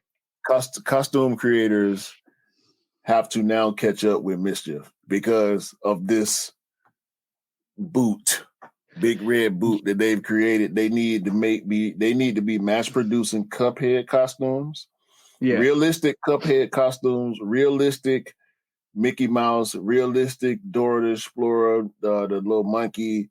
Bro. And as soon as you think Mischief can't do it again, they do it again. Yep. And you know what? This deserves a round of applause. I'm going to tell you how serious this is because one of my mates, right? He works for a CGI company. He's worked on a lot of stuff like Aquaman. He's worked on a lot of stuff like Wakanda, Black Panther, Wakanda. He's for Wakanda Forever. He's on the actual subtitles. Avengers. He's worked on Avengers as well. Avengers Endgame. He's worked on the CGIs for that. He's met a lot of celebrities as well. So because he worked on Avengers. I don't know. This is a bit of a sidebar, but I'm just saying this because he worked on the Avengers. me and my girlfriend, and he's a really close friend of mine. Like I'm talking we see each other every so often. We have sessions, we play games for the night. We're talking about those type of like a broski, like a proper broski that's always comes over. In actual fact, we're gonna have the Super Bowl and he's coming over. Hopefully, he can get leave. Adele's coming over and he's coming over. Is this the same guy that you let hear my song? Yeah. That's the guy that actually loved your song as well. We literally were just chilling there and listening to the song. So basically, what happened was because he worked in these studios. We thought it would be a good idea. Me and my missus, actually, my missus' idea, she actually forwarded it onto me to get him an Iron Man mask. You know the Iron Man mask that opens up and all of that. Yo, bro, I got that for him well before COVID because I discovered that before it was made popular. So I bought it for him. I think it costs. I don't know what it costs, about £300, £400, £500, whatever it was. So I got that for him, and bro, I went down the rabbit hole of cosplay. They were making Iron Man suits, bro. Yes. They were making Batman, Iron Man. That same company made the what do you call it, Spider-Man mask with eyes.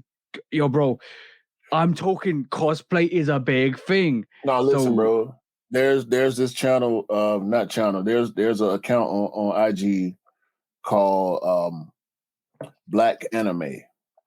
Yeah. That I follow. The cosplay, and I'm talking about regular people now that have jobs and lives and kids and families and whatnot. These people come up with the most creative ways. Yo, shout out to Jason Martin. He one of the bros. He's not a sneaker guy. He's a comic book guy. He's a financial guy. We went to high school together. I didn't know him in high school, but I know him through my relation to Black in 99 with Let's Go Here. Mm-hmm. Shout out hashtag Let's Go Here. Jason is a cosplayer. When I tell you the man come up with some of the dopest ideas, and he makes his own mask. Yep. Cosplay, when we talking cosplay, is a real culture outside of the comic book culture, because we know a lot of people love comics, a lot of people love anime, but to go into cosplay is a totally different level. We was just talking about levels with sneakers. Pop culture is one level, cosplay is the next level to people that love pop culture. So shout out to everybody that participates in cosplay, man. It's not a game. These people spend hundreds and thousands of dollars on costumes. You thought sneakerheads were bad. Bro, yeah. Let's not even talk about that. That is some serious money in that, bro. Serious money in that. They spend it for real. All right, what's the other two quick strikes, bro? I only got one more. Go on. Bring it up, bro. The Christopher Wallace Jordan 13. Yes. Sotheby's made, was it 300? No. There's only 23 pairs of that, biggie. Well, okay. I'm trying to think of the total number of all the auctions, but let's just go size 11, right? Because that's both our size. Oh, you're talking about the valuation? Because basically, I know that they the highest bid was like 39. But it was over 300,000 total generated for that. Yeah. Size 11. The estimated value was 2,300. Yep. Nah, bro. These shoes sold for, there were only two sizes of most sizes. Two pairs of most sizes. They cleaned house on these, bro. How much was the? Yeah, I know some of these sneakers went for like 32 grand, 39 grand. Like they was. Yeah. I'm gonna say this Biggie Smalls tribute sneaker it was a tribute sneaker from 2017. Was it 2017 on his anniversary? Yeah. And then for his 45th birthday, I think, if I remember rightly. They're not letting me see the results because I don't have a Sotheby's account, which I shouldn't have because they ain't got the capital. Yeah, but bro, these went from some serious. No, I knew this was gonna happen. The 23 pairs of these Biggie Smalls, the mix between the playoff and the breads, with Biggie Smalls picture at the front, or his like on the tag, on the tongue tag, stitched in. Yeah, bro, this sneaker was always gonna do this. The fact that it's got is all based on the juicy verses on the back as well. That is so dope, bro. So dope. I love this sneaker. I one day, if I have the capital, one day I'm going for this, bro. Listen, man. I'm a bigger Pac fan than I am a Biggie fan. So this is not something that I would be necessarily interested in from a look at the Coogee.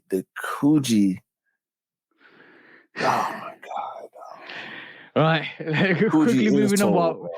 While Q faints on his desk by looking at the Jordan 3 Biggie Smalls, let's move on to the next quick strike quickly because, yo, bro, one thing I definitely want to say was Yeezy supply is finally dead, bro.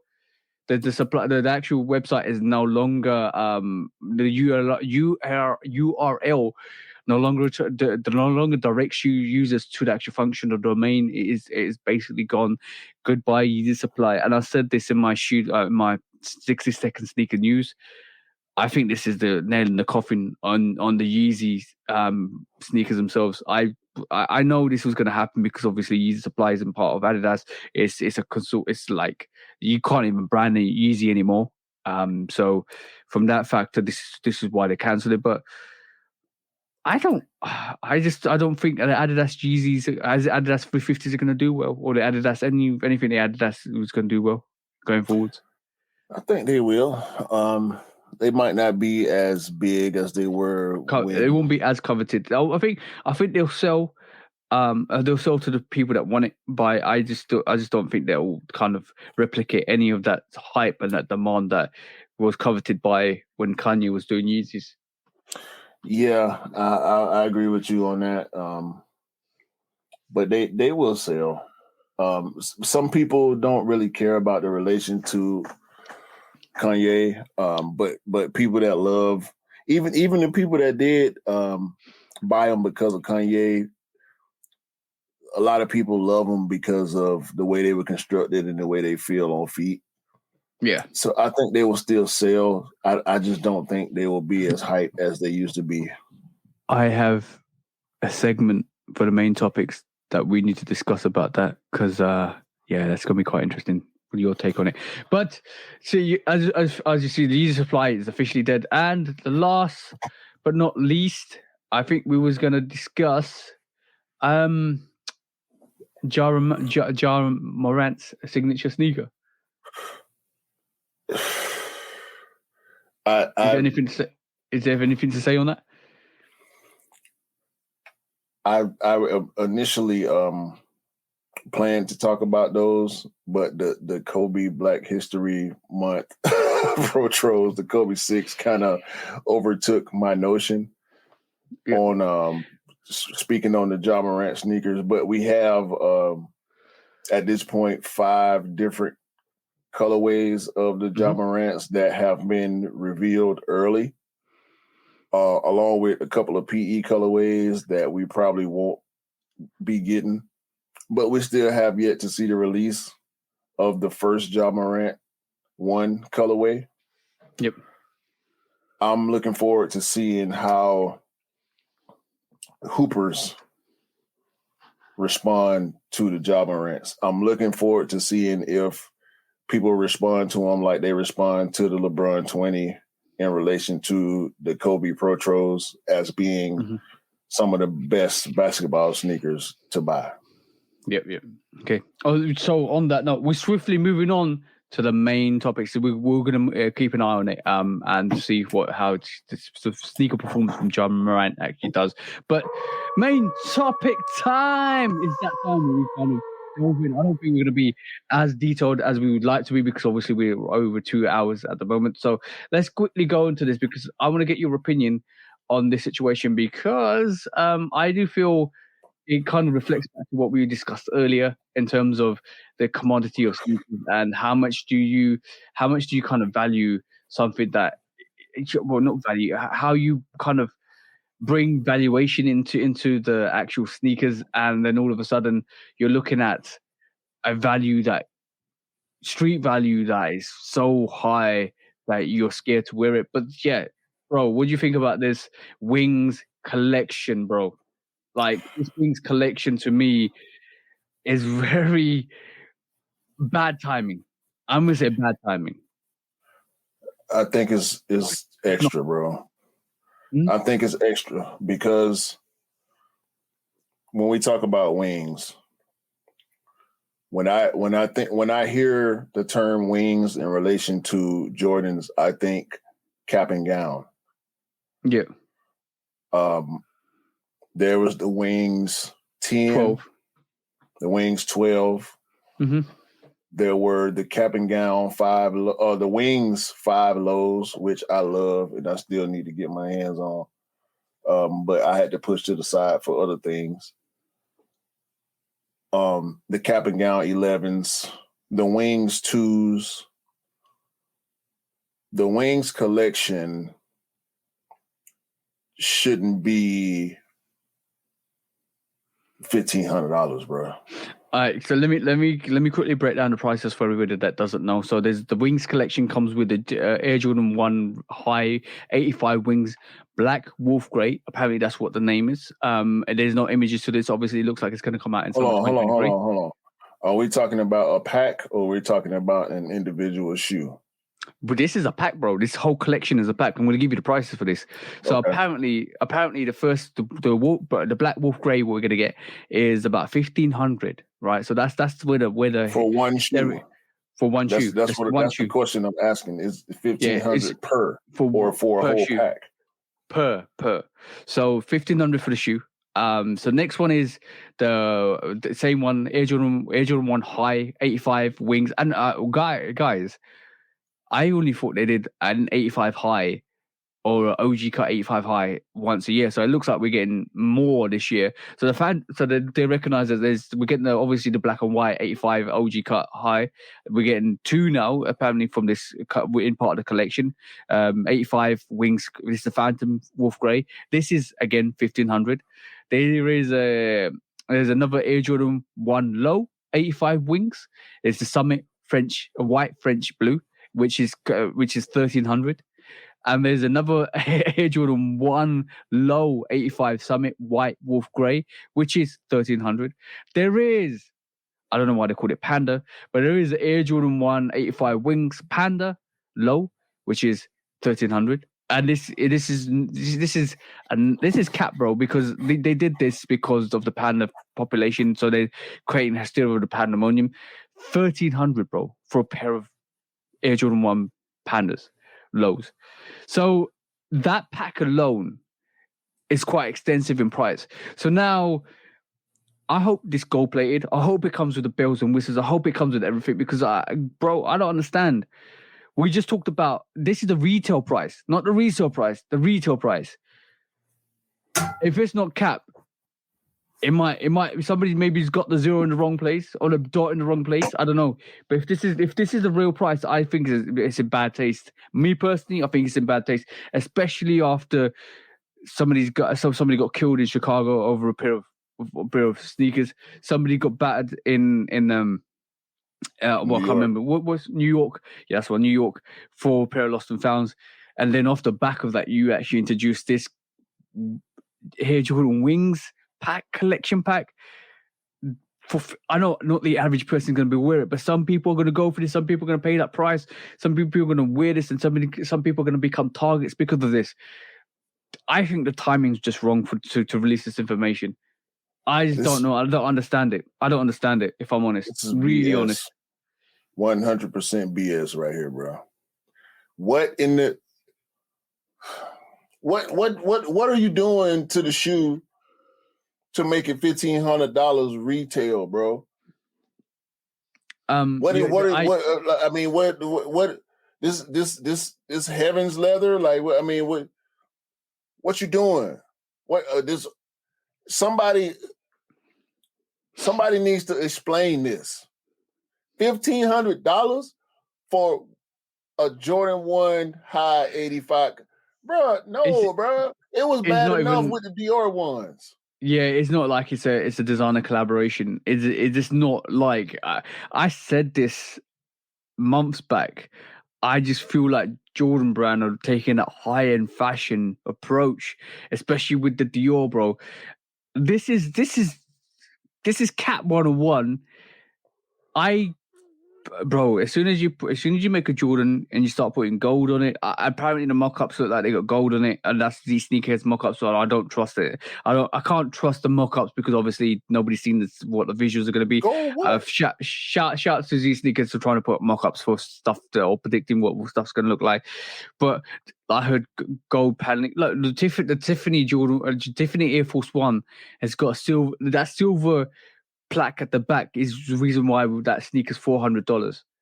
So I'm I can visioning. understand that way more than this right here, bro. Like I what? know Why? Why? I I just don't need know. to know why. I'm not asking you why. Will the Wings logo be in gold? Will it be gold plated? Will it? I don't know, bro. I don't know. I'm not asking you why.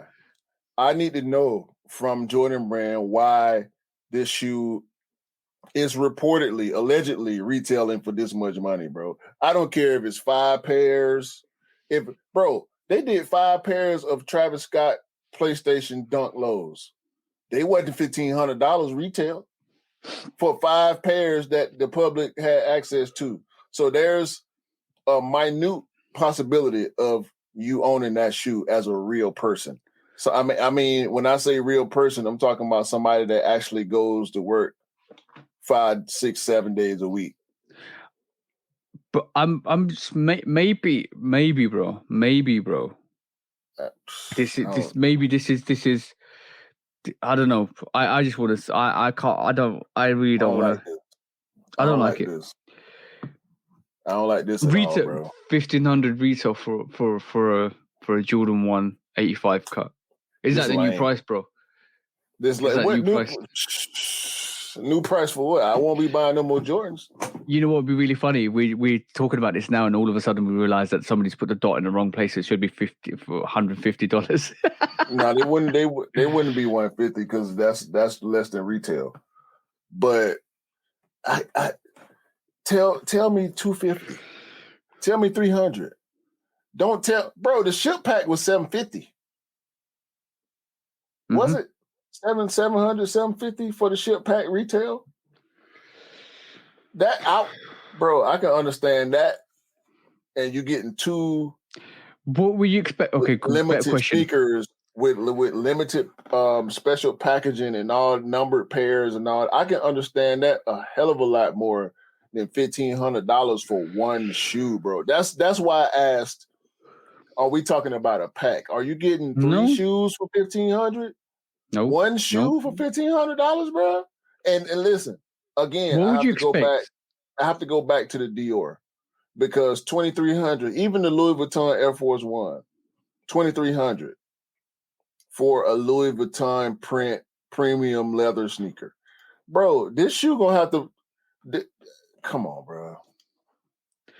Then my question to you is, what would you expect to come with 1,500 if you Dog. was going to First of buy all, that sneaker? I need 2 sneakers.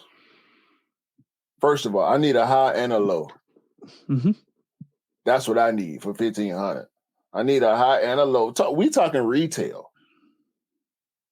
Retail, dog. You gonna have to, man. It's gonna have to be. It's gonna have to be something extra, bro. I'm talking about so extra that is beyond the realm of thought. Like you can't tell me some gold, dog. As dope as some of these customizers are right now.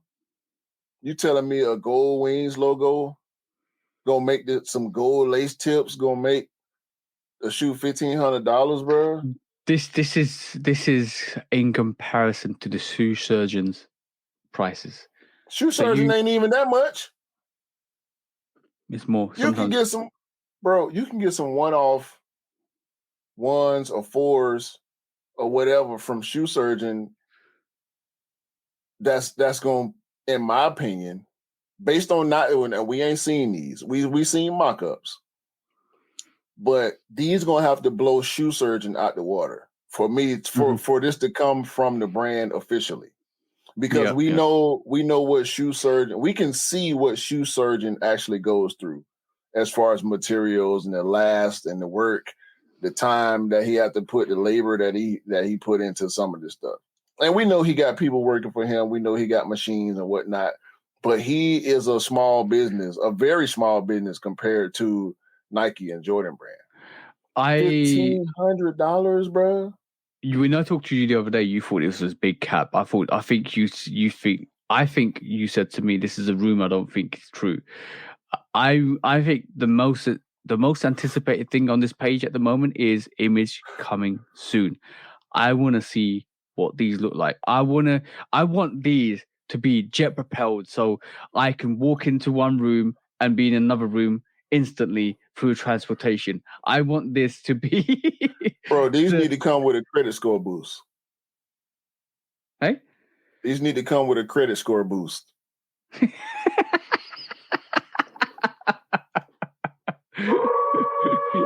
up, bro. These need to come with tax exemption for a year. Yeah. And I know that's a US thing, income tax and whatnot. These need to come with tax exempt status for a year, no penalties. You know what would be really, really great for this sneaker, right? If they gave you the sneaker, then gave you a percentage of Jordan brand. Something. Give me 0.3, because that's a lot. 0.3 is a lot. Yeah. Give me 0.3, bro. Give me some shares with this sneaker. I'll do it. Give me some shares. If this was a regular GR material constructed Jordan 1 with glue stains and everything. We come up with some amazing ideas, but this is another one. Like, I'm just saying, Jordan brand cares about you. So what we're gonna do is make you pay $1,500 for a sneaker, give you 0.3 shares, and give you a sneaker on top of it. Give me a Jordan 1 high prototype with 0.3% shares in the Jordan brand stock. I got you, $1,500. Here you go. You know that price is only going up and up and up over the years. Yeah, bro. Like, I want to see the pictures. I want to see what it looks like. I think it was bad taste for them to actually release this just on the cusp of what happened in Chicago and New York and all the other meetups that go bad and wrong over the recent years. And first come first serve, all of that stuff, like we talked about earlier in the actual podcast. I think to then all of a sudden turn around and release the sneakers for $1,500 for retail, because that. Everybody's now anticipating what that looks like, and if it looks premium, and people start wearing it on the street, you're making your target again. We go back to what we talked about at the start of this podcast, because, bro, it's no need for this. Bro, you're massaging the hype again and again and again, and you're bringing up the price of these sneakers again. Because, bro, if this is limited, and this goes for. We know it's going to be limited, and you're going to pay $1,500 for that. This is only going to go up in price, and all of a sudden you got a pair of sneakers that is worth $5,000, $10,000, whatever it might lay in at the end, and you're going to try and wear that in the public again. Situation like we talked about at the start. No. The average person can't concern themselves with this type of hype, with this type of pressure, because there's going to be pressure to wear those outside. Yep. He's got Dior's. He got Dior's. So any regular person will be able to pick this up. And if you can afford it as a regular person, then you need to really think about how you're going to wear this, where you're going to wear this, when you're going to wear this, because it's going to be a situation. I wish we was doing the podcast when them Dior's dropped, because the rant I would have went on, boy. Okay. I don't like this. This is the end with that. I don't like this. I don't agree with this. I didn't agree with the Dior's. And truth be told, I went in for a pair of Dior's. You know why? Yeah. Because I was going to be able to spend $2,300 and sell them for $15,000. And that was the main reason why I went in for. I was going to do a review, and they was out of here. Yeah, it would have been dope. All right, cool. Last subject for this podcast. Yo, bro, we always say Yeezys are comfortable, right? We will say, well, you don't know because you don't wear any. We will say slides are comfortable. So, I'm gonna talk about real things. I'm gonna talk about real facts. I'm gonna talk about real term events. So I wear Yeezy slides at home, and my girlfriend does too. I don't have a problem with them. My girlfriend does. She wears them true to size. They're not snug. They fit well. They're not. She doesn't need to go a size up or down. But one of her feet, I think it's the left foot, has an issue, right? And she looked it up, and the issue is this, bro. I'm gonna try and say this, but I don't know if I can say this. Plantar fasciitis. Yep, you got it right there. So basically, it's when there is a pain on the bottom of your foot around the heel and arch that usually eases the pain itself, but you go see the GP if it doesn't improve over 2 weeks. She's been wearing she's had these issues with certain sneakers before. Now she's been wearing Yeezys, right? And over a period of time, she's got this problem where she has her arch of her foot to the heel of her foot is hurting because for her she's constantly wearing Yeezys in the house.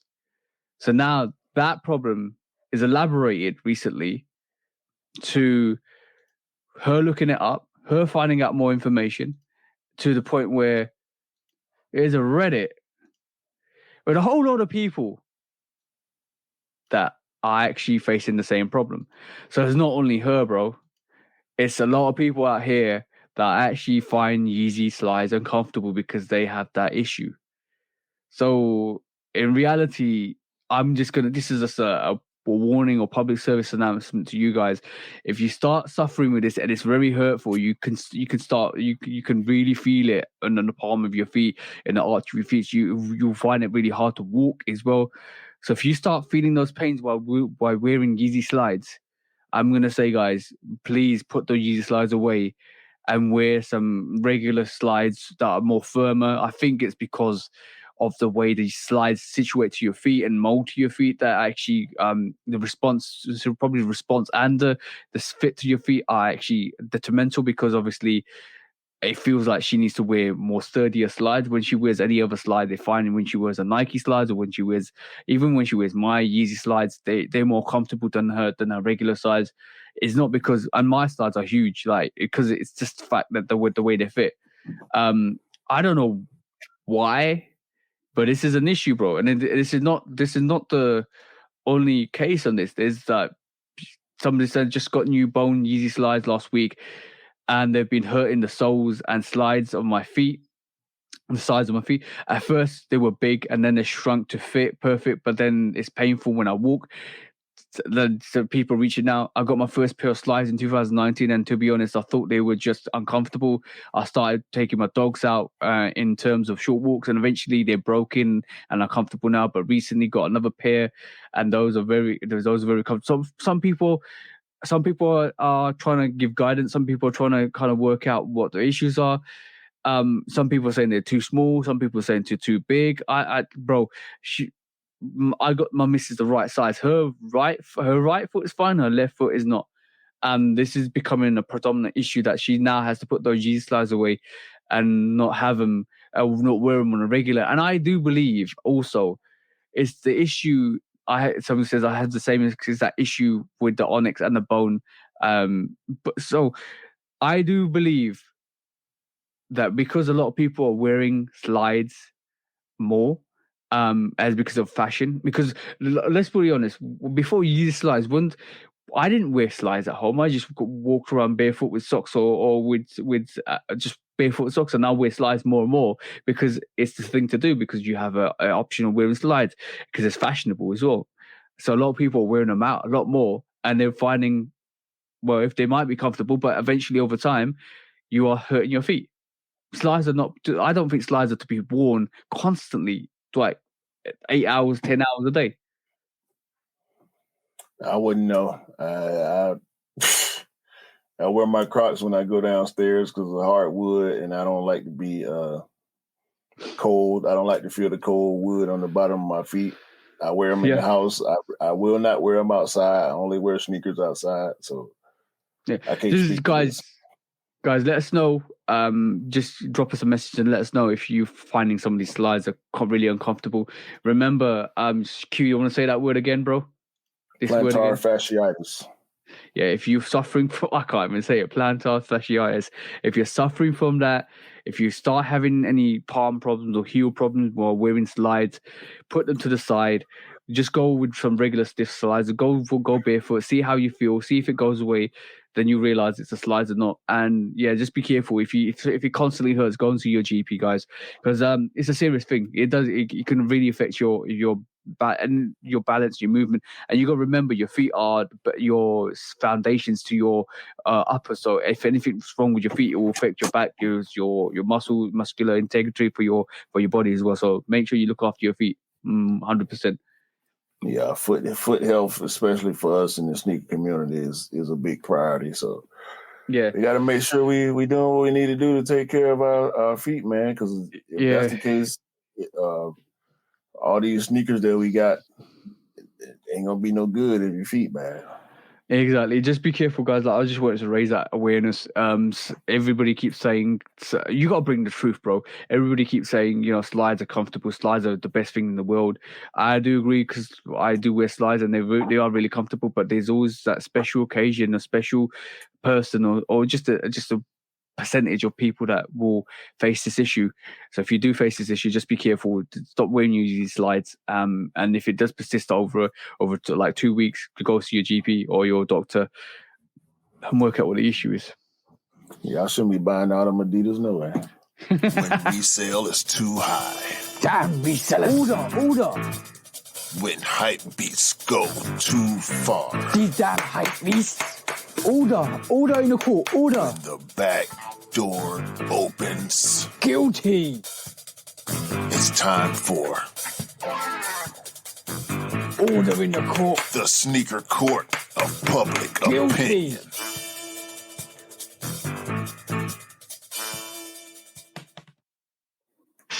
Yo.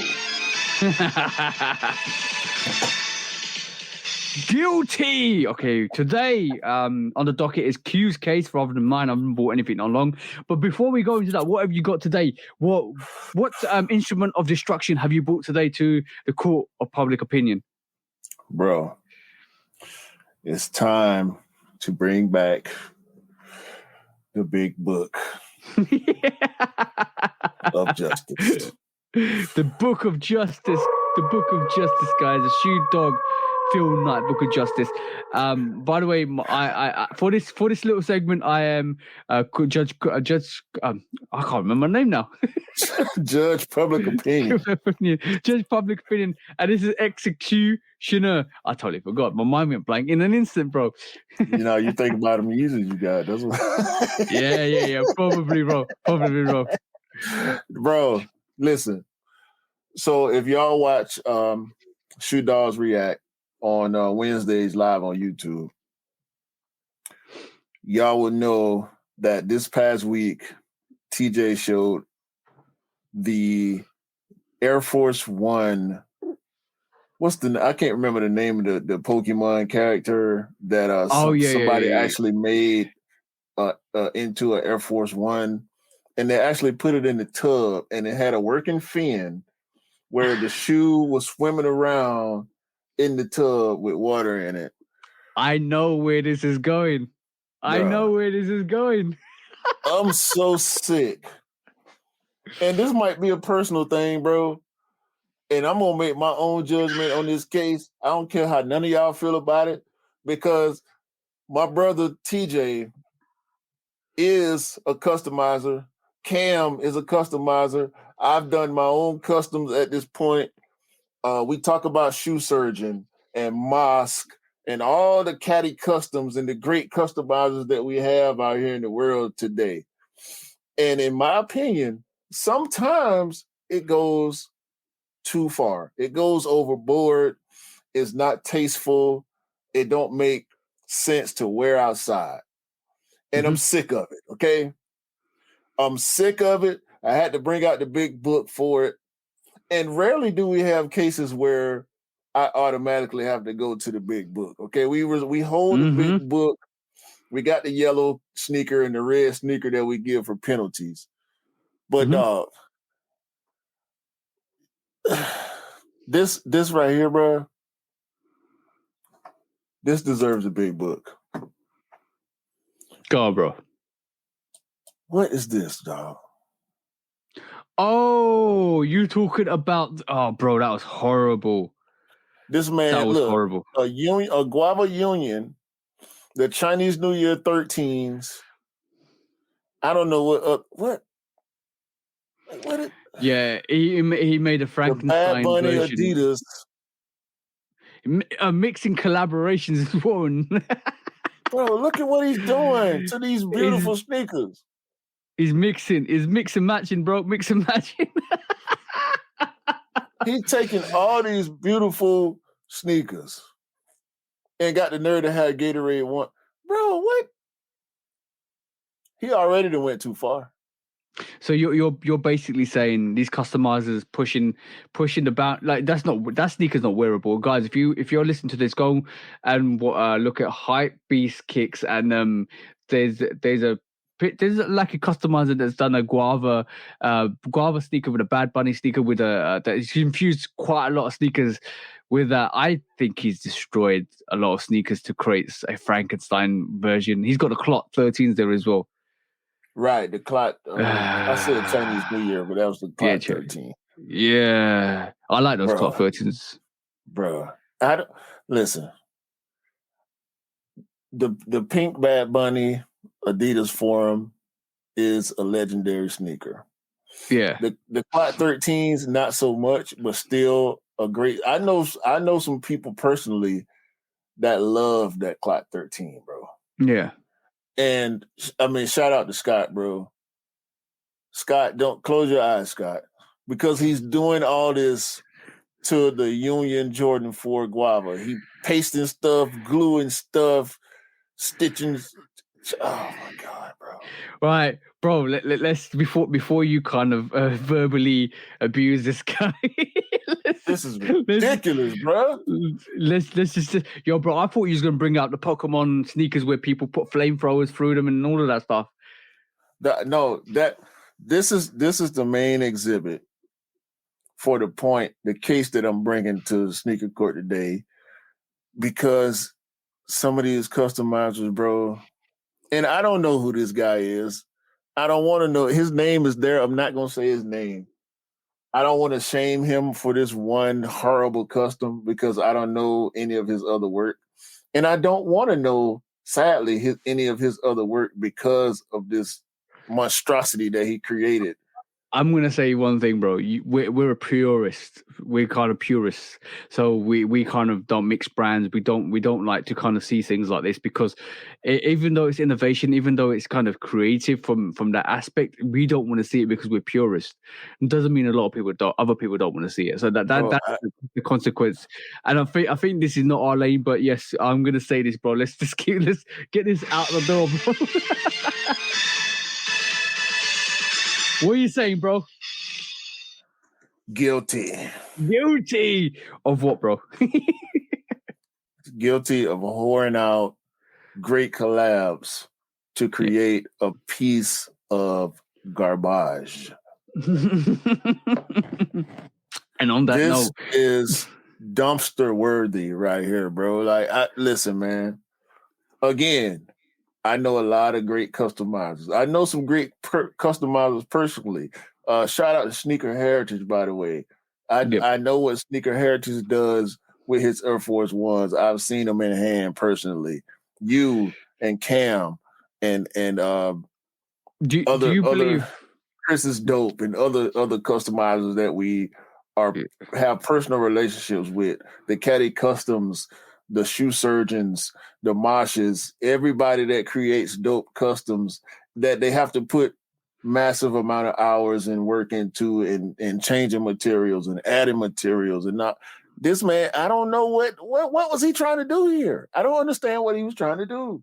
It don't make sense and it's ugly. Do you okay? Is it is it trying to go viral for doing something radical? I think so. And if that's it, then it comes on the clout chasing. That's the question. Do you think this is clout chasing? Yes, 100%. Because that then is an issue in itself. I don't roll with the clout chase from anybody for any reason. I don't roll with the clout chase because I don't do that. We don't do that here at the Shoe Dog Podcast or on our individual platforms. We share our real thoughts and opinions, and I don't respect doing crazy stuff or stupid stuff for clout. This is something that we would have on Shoe Dogs React. I don't appreciate nothing about what he did to that shoe, bro. And I don't like the Union 4s, but the Guava pair is the one that I actually went for, that I was interested in seeing in hand. And had I been able to attain it for retail, it would probably still be in my collection and it would have been on foot, which just makes this more egregious to me, because the one pair of Union 4s that I actually liked is the pair that he decided to do all this monkeyness to. Yeah. I hate it, bro. Sometimes it is what it is, bro. Sometimes you gotta leave it as is. Like, bro, let him do his thing. We're not fans, but yeah, from our perspective alone, we find that guilty of clout chasing. We find that guilty of abusing the collaborations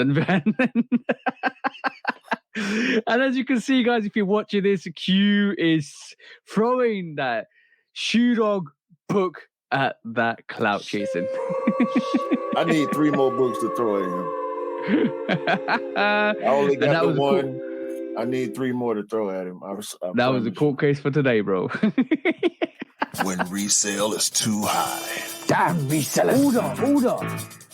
When hype beats go too far. These damn hype beasts. Order in the court. Order. When the back door opens. Guilty.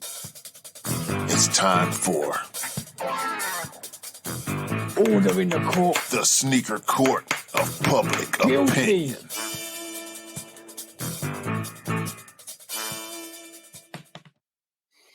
All right, bro. We kept the people on here for quite a while today because we talked. Well, I think we went in. We didn't expect to go in as hard as we did because the first hour was just filled with the stuff about Chicago and the police brutality. But it had to be said. It had to be said. We're more passionate about people than we are about sneakers, to be honest. So. Yeah. That was just a result of our compassion for humanity and our hopes and dreams of equality for the world in general, man. And I mean, that's what it's about. You know, with you being in the UK, African born, being Sikh, and also Indian, with me being Black in the South in America, growing up here. And if we can overcome our differences and find common ground in our stories and also our passions, I don't see why other people can't, bro. Yo, bro, imagine this. If somebody told you 10 years ago that you'd be doing a podcast where you'll be doing a podcast from yourself with a guy with a guy who was born in Africa, who's Indian and a Sikh who lives in the UK, and you're from Atlanta, like, who would have thought it, bro? Who would have thought it? Yo, that's what diversity is about. My wife not get on me, but she reminds me constantly, like, you got a whole group of friends from the UK that support you more than some people that you've been knowing your whole life. And shame on y'all. Like the people that I know personally, some family members included, friends, people that I grew up with, went to school with, even to a certain degree, some people that I work with that know me currently, that know who I am and what I do. I guess they maybe don't know who I am for real, but it's amazing, bro. The journey to becoming friends with you, Scott, E, even Cam and Miller and Polar, and like all the guys that ain't none of y'all local to me. You know what I'm saying? Even some of the guys that are in the US that aren't local to me, a lot of my friends, and I do consider y'all true friends, in some cases best friends, like you and Cam and E in particular. Scott also. And we don't let our differences, we've even had conversations about, race and ethnicity and all that kind of stuff. And I don't have people that are local to me that really understand me to the level that some of y'all do. Mm-hmm. And it's just great, bro. I enjoy it. I appreciate it. I love y'all truly. I know I kind of caught you off guard a little bit when I first started telling you I love you, because I really do. And it's genuine love, like a brother, you know what I'm saying? Like a real family member. So we treat each other with respect. We troll each other. We joke and have fun with each other, like real friends are supposed to. But I love it, bro. And I appreciate it for what it is, 100%. Yeah. We're here to make dreams come true. I think one of something I actually said the other day to you kind of hit home. I would love to just jump on a plane and just come and chill with you. Like, that would be awesome. One day, if it happens, one day this is what happened. Me and Q will be doing a podcast from the same room. We will. For sure, it's gonna happen. But bro, you have to have belief in yourself to kind of keep pushing. I was spitting bars the other day to my missus, and I said, the reason why some people hate on you, right? The reason why some people hate on you because you do what they don't want to do, but the reason why you do what you want to do is but you do what you want to do because bro, I can't even say it again because there's that moment it came out just so well. Because at the end of the day, like, this is why I encourage people. This is why I keep pushing people and encourage people to do what they want to do and excel in what they want to do, is because I want to see everybody constantly be great. I want to, and if you want to be like, hate is always going to be watching what you do constantly and never progressing with their own stuff, because all of that focus should be on themselves to progress where they want to be, right? But rather than that, they throw that shade on you. So the people that are still here and we still talk to, you guys are a blessing. The people that are not supposed to be here are not supposed to be here, and they're doing what they want to do. See what I'm saying? From my perspective, and it's always going to be that from my angles. We know certain situations through the years, we're still here. We're still standing. We're going to still be here. We'll still be here when we're 50, 60 guys. Trust me, because we'll still be helping people. We'll still be helping as much people. We'll still be as passionate about sneakers as possible. And when Q does say this, and you do say this, we will only stop doing the podcast when we're tired and we have no passion for it. But every week I look forward to this. Every week I look forward to this, and I don't think that's ever going to die. And next week we're taking a break, guys, because it's because Q's on holiday. But except for that, I'm saying this, and guys are like, you're not doing it. You know what? I have a couple of guys reach out to me and then say, have you uploaded the podcast this week? I'm going to watch it. And this is how much anticipate. Yo, bro, I'm telling you, it's becoming a snowball. Eventually it's going to become a snowball when a lot of people constantly expect us to constantly do this. And it's starting to happen, bro, because I'm getting people reach out to me and say, yo, have you loaded your recent podcast? I know one of the other bros, I think that Dark Horse, he's downloaded all of our audios and listening into it while through his night shifts. Shout out to you, bro. If you probably are listening to this, you probably listen to this like in about a couple of months, bro. You like, because we're still catching up. We're still catching up on the audios. I'm up to episode 10. I'm trying to align this so that we only release one episode a week rather than 2 episodes on the podcast, bro, on the audios. But bro, like, there's so much love and support from a lot of people out there that kind of recognize that we are still doing this. We are still progressing with this, and a lot of people probably didn't think we'll be in episode 54 this time in a year's time, because when we started this, I think especially with podcasts, a lot of people kind of don't realize how much work it is, but a lot of people think, it's a podcast, they probably won't stop in about 10, 20 episodes, but we're still here in episode 54, and we're still going to be here in the next year or so, or in a couple of years, bro. I don't see us stopping. Yo, we're going to keep rolling until we start rolling. And The end ain't in sight yet. So we here. Yeah. We here for it. We here for y'all. We appreciate all the support, and we just gonna keep moving, man. Yeah, and I think that's the best way to leave it. We're just gonna keep moving with the flow and our passion and see where it goes. And if it does take us to great places, we're hoping to take a lot of you guys with us, because that's always, and this is why I always say at the end of the channel, like, you pick, like, we get what you want, pick what you want, buy what, your anthem for your YouTube channel is so good. Rock what you like, wear what you like, and I that kind of, even though I didn't know you then my whole outro is hope you get the sneakers you want because you will deserve to get the sneakers you like. All of that is kind of in tune to what you say. It's all rock what you like, wear what you like. I just think it's great to kind of just keep being awesome, guys. That's what I'm trying to get across. Just keep being awesome. Keep pushing the barriers. Keep pushing the boundaries. Keep progressing, and keep making your life amazing. Follow your dreams, man, as much as you can. Shoot for the stars, and fork all the haters. Fork them. Yo, haters be haters. They keep watching what you're doing because you keep doing what you're watching. Yeah, you're doing something right, man. All the time. You ain't got no haters, you ain't popping, is you? Huh? Episode 54. Shoot Dog Podcast, man. For me, for the bro cool TJ. that, bro. Listen, man. Hopefully everybody continue. Have a great day, great month, great year. And hopefully everybody can cop the Jordan 3. I'm on my year. Bro.